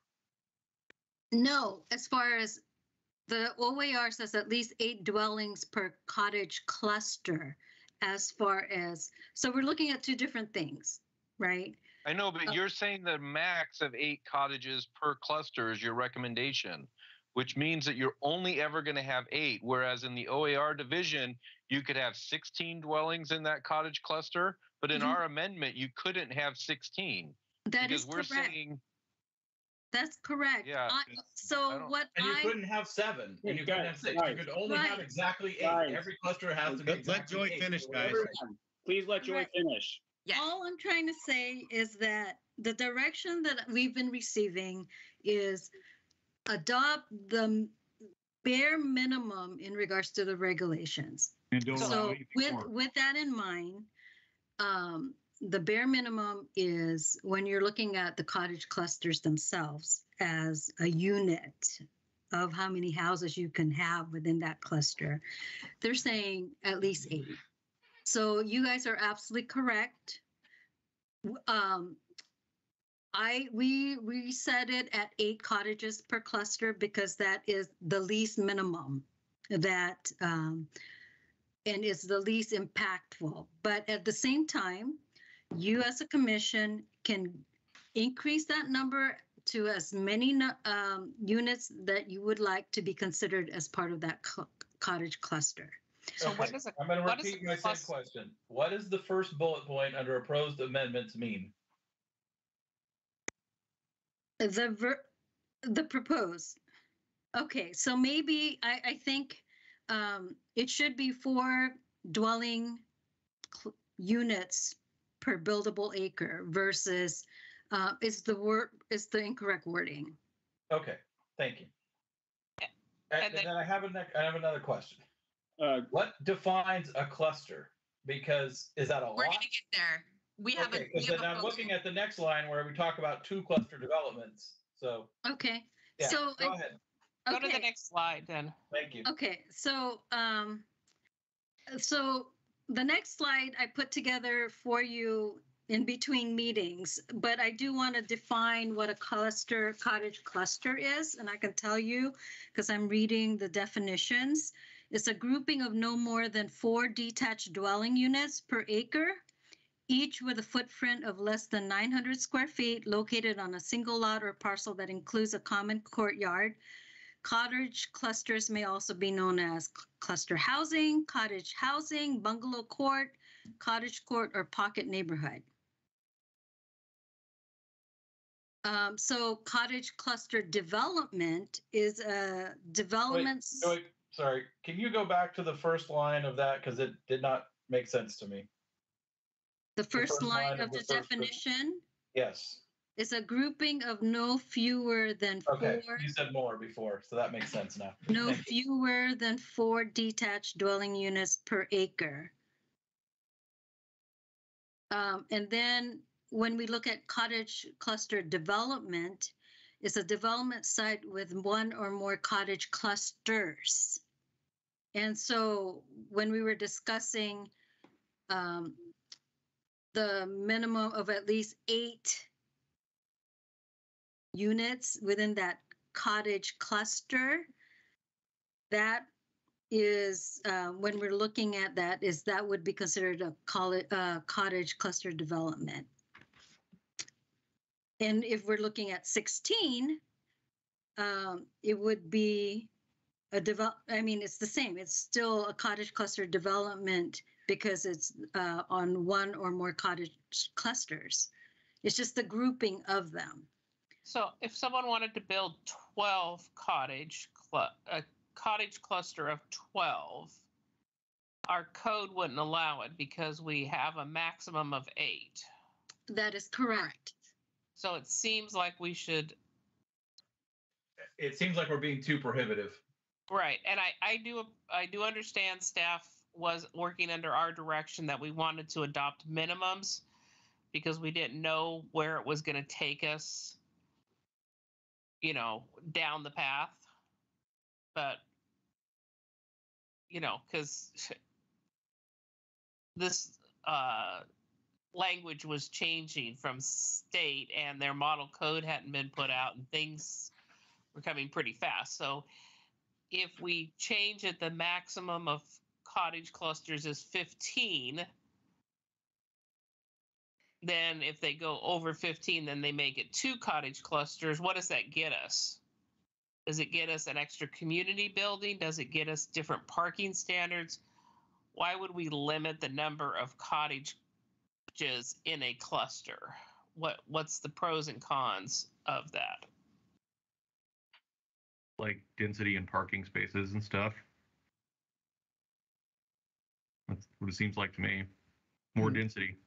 I kind of look at it, from a form and function standpoint, right? Like each cluster is kind of a little community, right? They're all facing each other, and there's a central courtyard or maybe a shared building, garden, and something. Right, and I do have the orientation design on this. There is a reason. So you as a commission can tell me as far as if you want to increase that, but state law basically says that we have to have at least 8 of these units within that cottage cluster. But you can have more. Let's go to that slide that you were at to figure out what that means then. Okay. And then we can definitely talk about more about the community building and afterwards. So basically, this is cottage cluster. There's additional design elements that is required for it, tied to orientation or in courtyard design. So the green, minimum 50% of the cottages must be oriented to the common courtyard as reflected here. B, the red circle, cottages oriented to the common courtyard be within 10 feet of the courtyard so that there is that sense of connection to that common area. C that is in light blue, they must have some type of connection tied to through a pedestrian path so that pedestrian access can be safely conducted on site. D, which is the yellow, cottages must abut courtyards at least 2 sides of the courtyard, meaning that like the house where B is and the house where D is reflected, that would be considered 2 sides, meaning 2 sides of the common area is touching, fronting, or touching the common area. Question? And in this case, you actually have 3 because that cottage up at the top also. Yes, that is correct. So then the last point, E, the courtyard itself has to be at least 15 feet wide at its nearest width. And the reason being is we want to be able to have it be significant enough in order for the orientation to work. So those are the basic concepts and tied to that. And then the next slide I have is very specific. Hey, Joy, yes. Before we go to that, Commissioner Widola and Commissioner Simpson or Chair Simpson both have their hand raised. Okay, sorry. It's okay. Commissioner Widola? Yeah, thank you. So Joy, just real quick, in this slide, this example here with 8 cottages, roughly what would you say, and I know it's a tough question, assuming 900 square foot footprint for each home, what kind of square lot size are we looking at here? Would you venture to guess here? I'm trying to get an orientation of when we put these in at a 7,000 square foot lot or a 10,000 or 40,000. In this example, what is this, about a 10,000 square foot lot, would you guess? Probably. I read a little bit on this, and I could probably give you guys an example where someone built it in California, and it was like a 10,000 square foot lot in order for it to be fully developed. But again, I don't believe that example had like a limitation of 900 square foot building footprint, that aspect of it. So it has to be significant enough, because if you can look here, the next slide, we're going to start talking about parking requirements. But 10,000 square foot lot would be roughly quarter acre, and I think that wouldn't that be too dense? No. It's a minimum of 4. Yeah, it would not be. I mean, the goal is, again, these are more smaller units. And again, there is really no density maximum. The minimum is 4 units per acre. Yeah, and just doing some quick math. If you assume these are about 800 square feet footprints, 900. Yeah. Well, I assumed 800 because it's easier math. 20 by 40, let's say. Yeah. And then I did some rough measuring of this site. Now, granted, this is not to scale, right? Somebody just drew this, but this site would be 28,000 square feet. Well, and that's just what my point was if there's 8 units, minimum is 9, or maximum, I guess. Yeah, maximum is 900. But okay, I was just thinking like if it's 900, that it's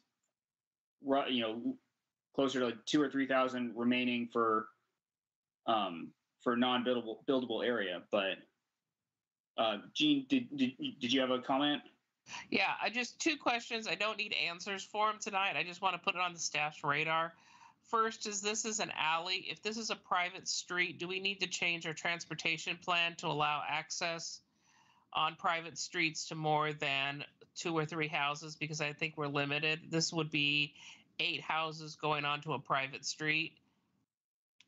We need to change the code for that. And the other one I had, which is having to do with middle housing in general, when it comes to infrastructure, accessibility to water, sewer, and stormwater.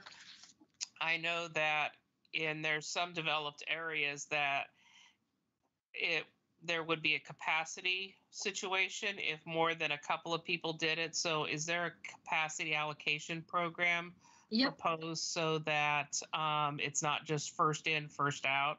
Because if you tried to redevelop triplexes in my neighborhood, you'd run out of capacity. So only the first person would be able to do it because I'm on a stub cul-de-sac. So I throw that out there to say mitigation for our existing neighborhoods could be helped by having a capacity allocation program in place that would prevent overbuilding. So I'm going to have a slide that talks about sufficient infrastructure in a couple of slides down.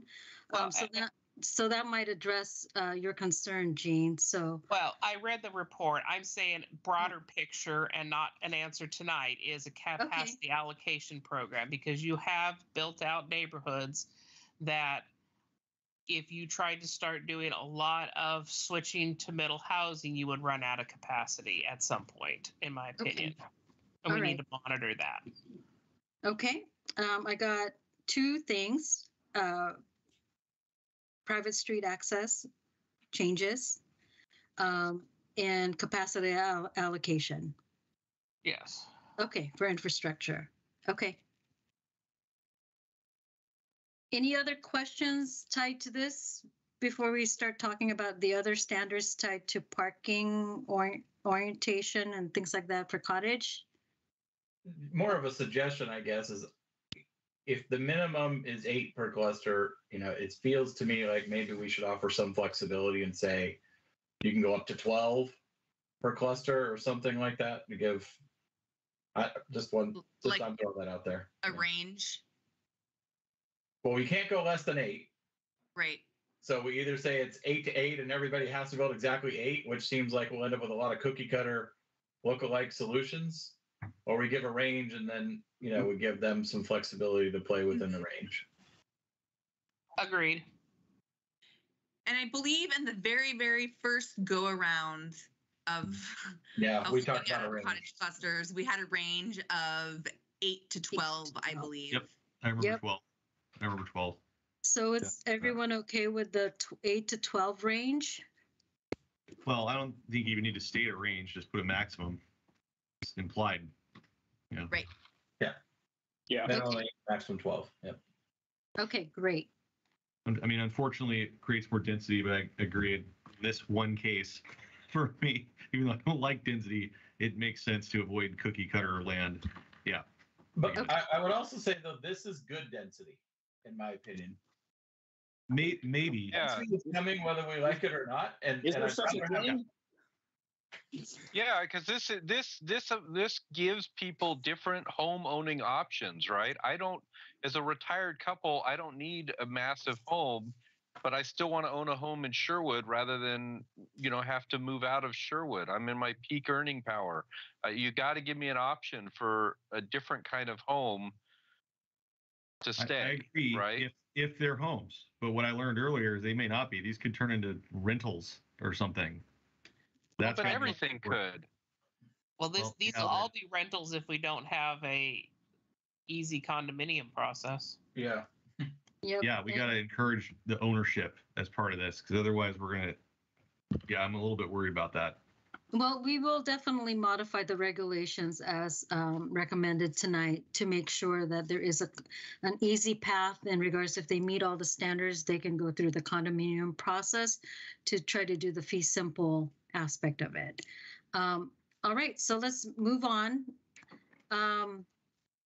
This would be considered the very specific cottage cluster parking design allowances. Parking, they could be grouped together up to 5 spaces with a 4-foot wide landscape separation as indicated in the circle A. Green, and then B basically says no parking or vehicle area within 20 feet from a street property line, unless if it's an alley. And C, it also says no parking within 10 feet of other property line, driveways and drive aisles permitted within the 10 feet.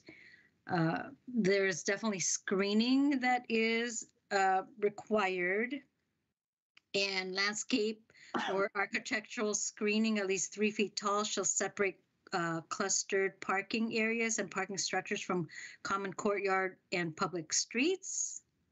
And the last is the garage and carports can't abut the common courtyard. So as reflected in the letter E, the carports in this case are in the back of and not abutting the common courtyard.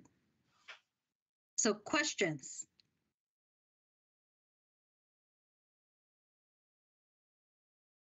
Yeah, I have some. What? Where do these come? Did these come from the model code? These setbacks and numbers that are in here? Yes. Okay. Can we require parking? Like if we have 8 cottages, can we require 8 parking spots? Yes, one unit per Okay. per space. Or Okay, that was my concern because I could see somebody looking at this and going like, geez, we're wasting a lot of square footage on parking. Let's just not do parking. So but yeah, if we can do that, I think that's good then. I wonder about the 20 feet. That seems weird to me. Like the 20, like I would think you'd want the cars closer to the street. I don't see why that's a problem, but I guess, I don't know. Maybe I'm seeing it differently. Yeah, okay. That's it. Okay. So this slide. Oh, hey, Joy, I'm sorry. I have a question. Yes. Couldn't see me. So going back to number A here, and I'm just thinking because now we have that, a minimum 8, a maximum of 12. Yeah. Looking at the parking spaces, we have 5 spaces with a minimum of 4 feet of landscaping of separation. I'm thinking if it's 1 per unit, maybe we should change that to 6 spaces. Because then you're eliminating the landscaping island. No, clusters. The math will work out better. Yeah, the math will work out better. Thank you, Doug. Okay, so instead of units, you can have 2 6-car segments, and you don't have to have a 5 and a 5 and a 2 or a 4 and a 4. Yeah. Okay, so 6 instead of up to 5.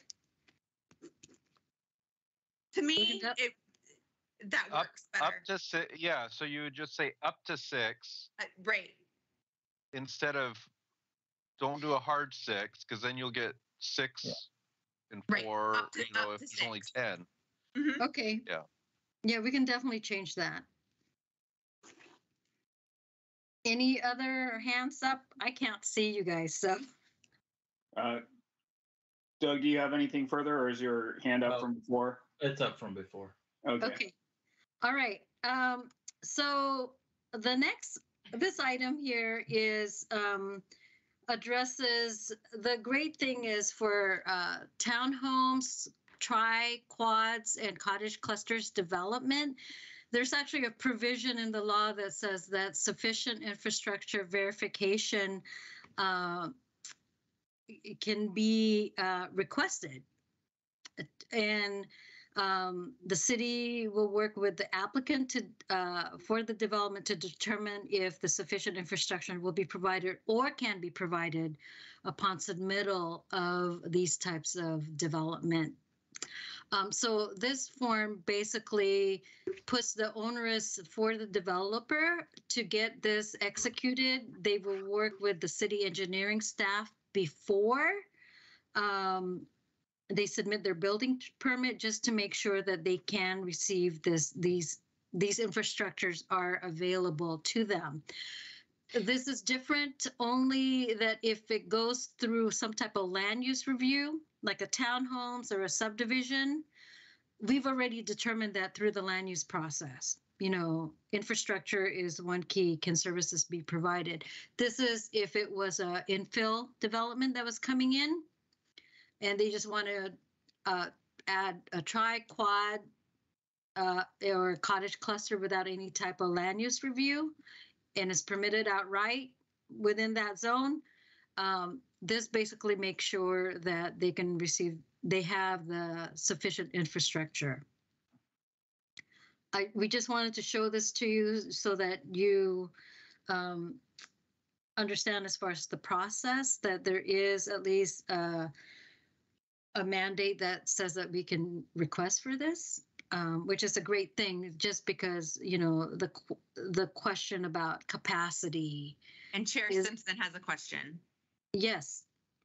Which goes along with my capacity allocation program, because again, I'm at an end of a cul-de-sac. If 2 of my neighbors choose to put in quads, now we have a capacity issue. We're going to have sewer, water, and storm that are going to be at capacity, because I'm in a developed neighborhood that came through at a time when single family residential was the only thing allowed. And if we then start doing infill or redevelopment at excess, that doesn't, I think of all of the parcels on Washington Hill and all those large lots that can be redeveloped, there has to be a capacity allocation program and or a way for someone that is going to be developing at a density larger than what has already been foreseen to contribute to the city's infrastructure. Because if you had Willamette, Pine, some of those other streets redevelop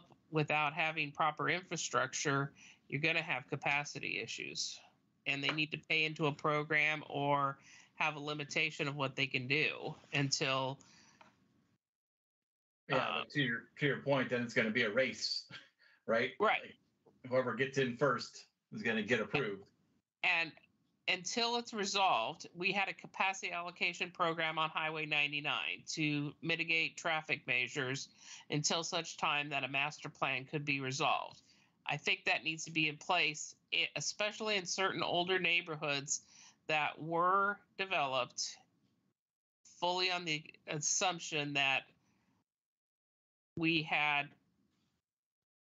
the ability with our own community to control our destiny, and single family residential zoning meant single family residential zoning.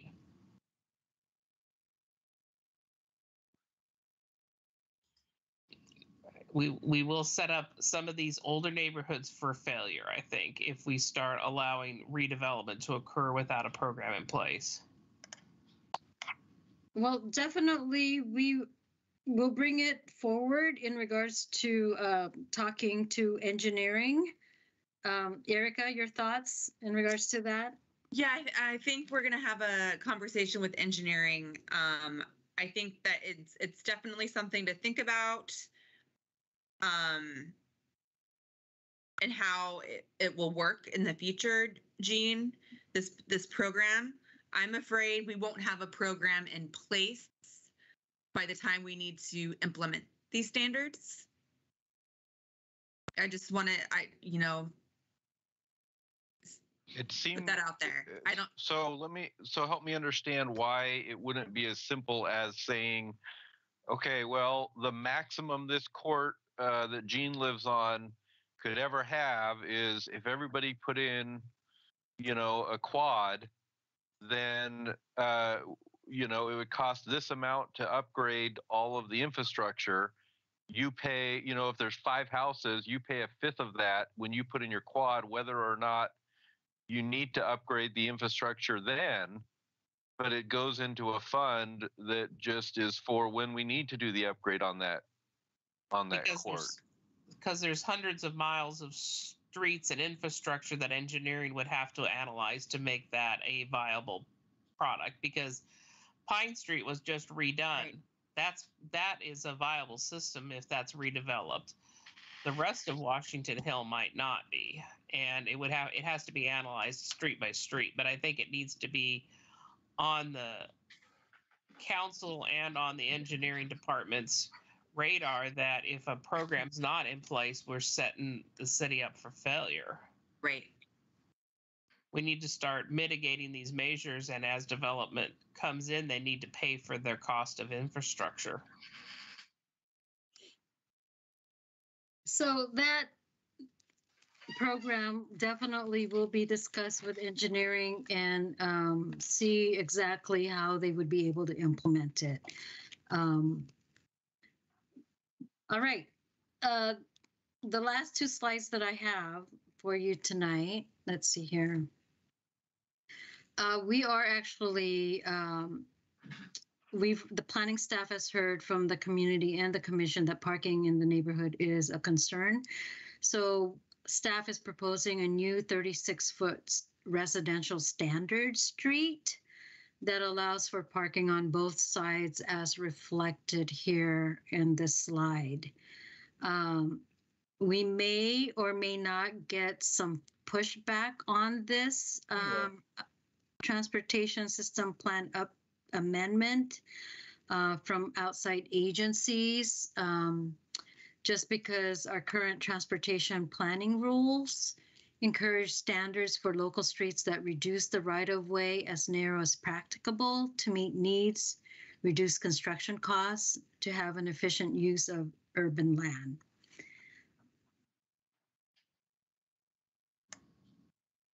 I say we do it and get the pushback. There's so many roads in Sherwood that are too narrow as it is. It's almost unusable. They're impractical as they are. Well, and it's only going to become more problematic. Yeah. As people build more dense housing with potentially lesser parking standards than we currently have. Yep. Yeah. Okay. Let's worry about the pushback when it comes. I say we do it. All right. We'll move ahead on that. And then the last slide is we actually don't have a... Hey, Joy, just real quick to be clear, these TSP amendments are not part of this middle housing proposal that we're bringing forward. We are actually bringing them forward. They're tied to the housing choices because, you know, there was again the whole parking aspect, right? Yeah, but do they have to be brought in under that umbrella? No, they don't. No. They can stand separate. So we can do our own TSP amendments with its own ordinance. That is how we're approaching it. They complement each other. We're doing TSP amendments for housing choices. And again, it's very limited. And right now it's just these two. This slide, and also this one that adds a public alley cross section detail, which our current TSP doesn't have. But as you know, we have development that will be utilizing alleys and have utilized alleys, but we've just never had the design detail as a cross section, and this just formalizes it. Yeah, I'm in favor of both of these. I would strongly prefer we keep them as separate hearings and processes, unless there's a really, really compelling reason to tie them together. I think we've learned that lesson the hard way, and I'd rather not repeat it. Okay, no, there's 2 staff reports, 2 notices to the state, everything they're just kind of going, the same timeline, but they are treated separately. I don't know. I have one last slide that talks about community buildings. If you guys want to talk about them. Question. What is? Oh, maybe I just don't know the terms. The public alley cross section. What is that? It's the alley. Is the alleyway. It's the design of an alley. Yeah, it's the roadway itself. Oh, okay. So the middle thing on this chart here is a road. Yep. Yes. Okay. Yep. Between buildings or something. Okay. You're looking at it from a side view. That the thing that sticks down in the picture is a water catch basin. Mm-hmm. That's underneath the road. Yeah. So if you cut a road in half, you're actually looking at it, and you're in the ditch. Okay, I got it. I'm looking at it from the side of the road. Yeah. Yeah. Or you're in the middle of the road. Okay, Sorry, like you're you're splitting the road into 2 and putting an alley down the middle or something. That's not what this is. Okay. No. So that's what it is. So the question I guess I have is, do you guys want to discuss briefly as far as the community building? I'm hearing nothing, so let's just move to it. We're past the 10:30 that I asked for. I know. Okay. I promise. This is the very last one, just because you guys brought it up. And you know what the community building consists of, why it's sometimes requested. So there are very specific standards in the proposed language that was sent out to you also. Again, it's permitted. It's only permitting one per cottage cluster, and it has, again, it talks about the averaging floor area that needs to be included. And if it is going to be a dwelling, because they're utilizing it as like extra guest housing, it still needs to meet the maximum 900 square foot footprint limitation, unless that community executes a covenant and is recorded against the property stating that it's not a legal dwelling unit and will not be used as a primary dwelling. And again, the design elements for all of these cottages and the ones that we've adopted apply to the community building in addition to the cottage clusters. And we've also determined that it's not an accessory structure, so it doesn't meet that accessory structure definition within the code. I think this makes perfect sense. Yep. Excellent. Okay. So that is all that I have for you tonight. So thank you for bearing with me. The next steps, I am taking all the notes that you guys have provided me, or the direction you guys have all provided me, and we'll make changes so that we can implement them. And all the ones that need further answers, we'll follow up with you. That's tied to it. Just an FYI, the hearing is scheduled for March 8th. And if need be, we can have one on the 22nd also if it gets continued. And a work session is actually scheduled for City Council on March 1st, with their first hearing on April 19th. So, Joy or Erica, is another work session needed of us in 2 weeks? I don't believe so. And the only reason why is because all of the things that you guys have told us tonight, outside of the other questions that's tied to private street access and also the capacity allocation for infrastructure, we can finesse the legislation that we're proposing, or the amendments, to make sure that cottage clusters don't have to go through a PUD. Instead, they'll just go straight to a condominium process. We're tweaking the maximum to be a maximum of 12.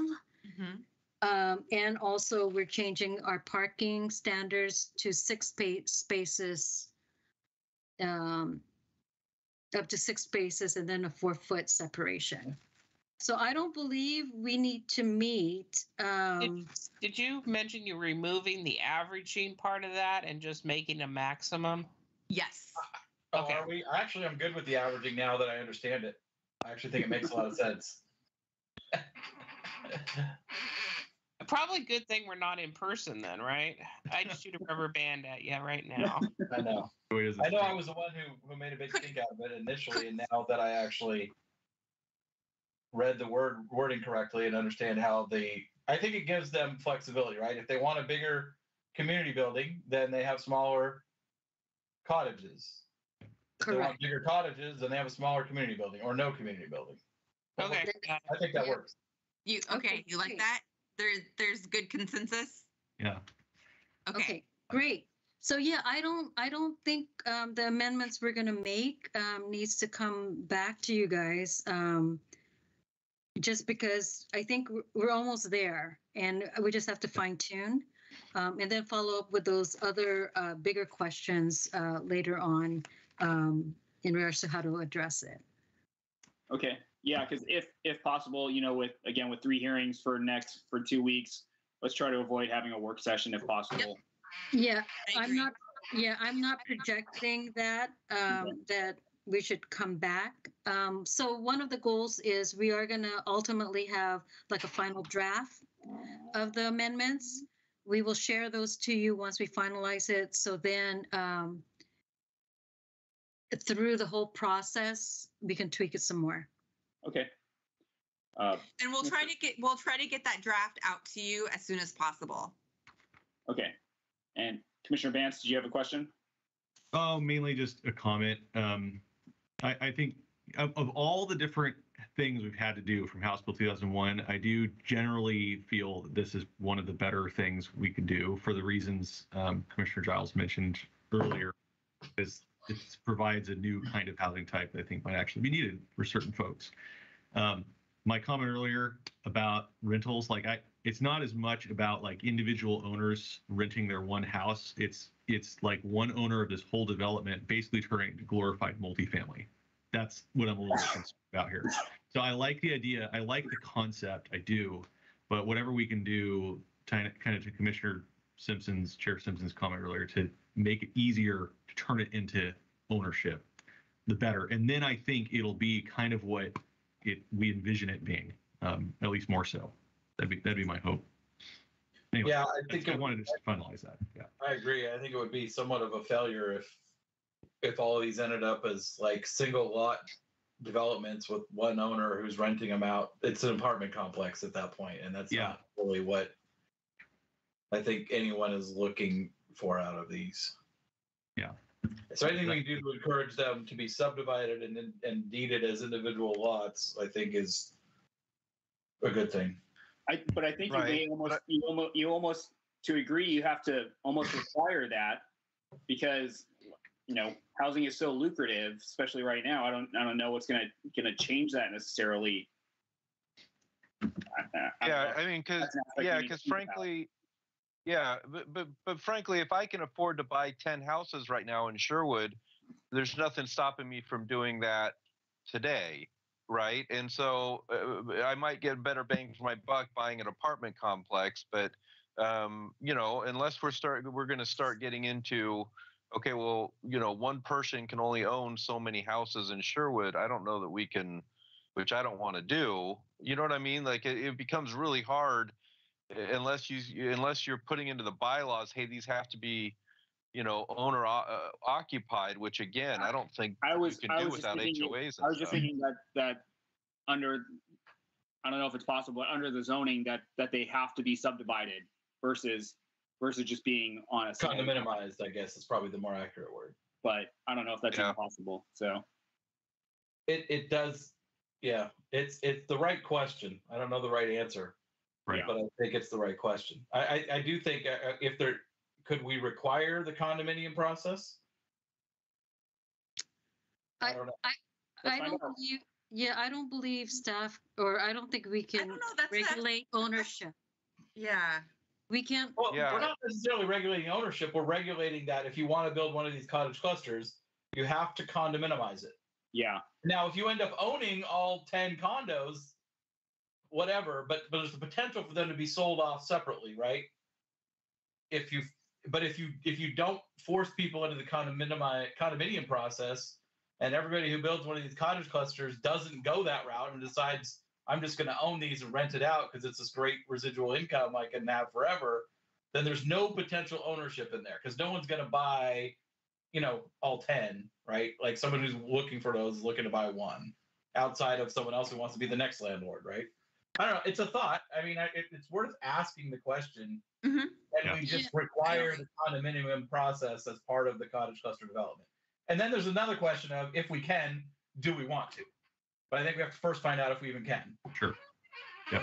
Okay, we will definitely ask. And I know that, there are similar processes that are happening through our other jurisdictions currently that's going through the same process as we are, and we're actually discussing with them this week.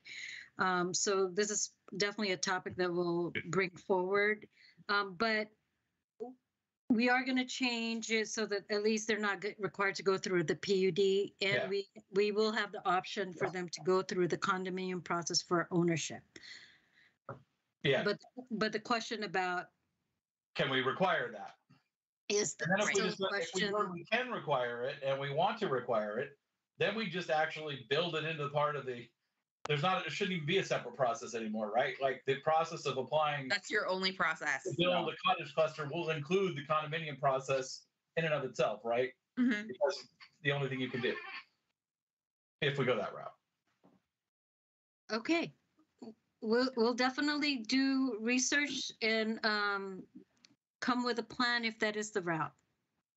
Sweet. Yeah, I would say before you make it part of the plan, I like the research part of it. Yeah. I'm not totally sold on we got to solve this problem before it's a problem. So let's hear what the options are, and then we'll decide if this is something we need to do preemptively or we need to just, deal with it when it comes. Right? Okay. Yes, and I'll write, once I do the research, I'll write something up so we don't have to meet, and we'll send it to you guys so that you guys can comment. I think that's the That's great. easiest solution in regards to overwhelming you guys, or not overwhelming you guys on the 22nd. All right. Thank you, Joy. Thanks so much. Okay. Is there anything else then? Nope. No, but I'm hoping I can keep Erica for just 1 minute when this is over. Yeah. Just one. Yeah. I don't want to get home. Make sure you clarify what time zone you need to shut off by. All right. Thank you, everyone. All right. Thanks, everybody. Thank you, Joy. Thank you, everyone. Bye. Good night. Thanks, everyone. Thank you.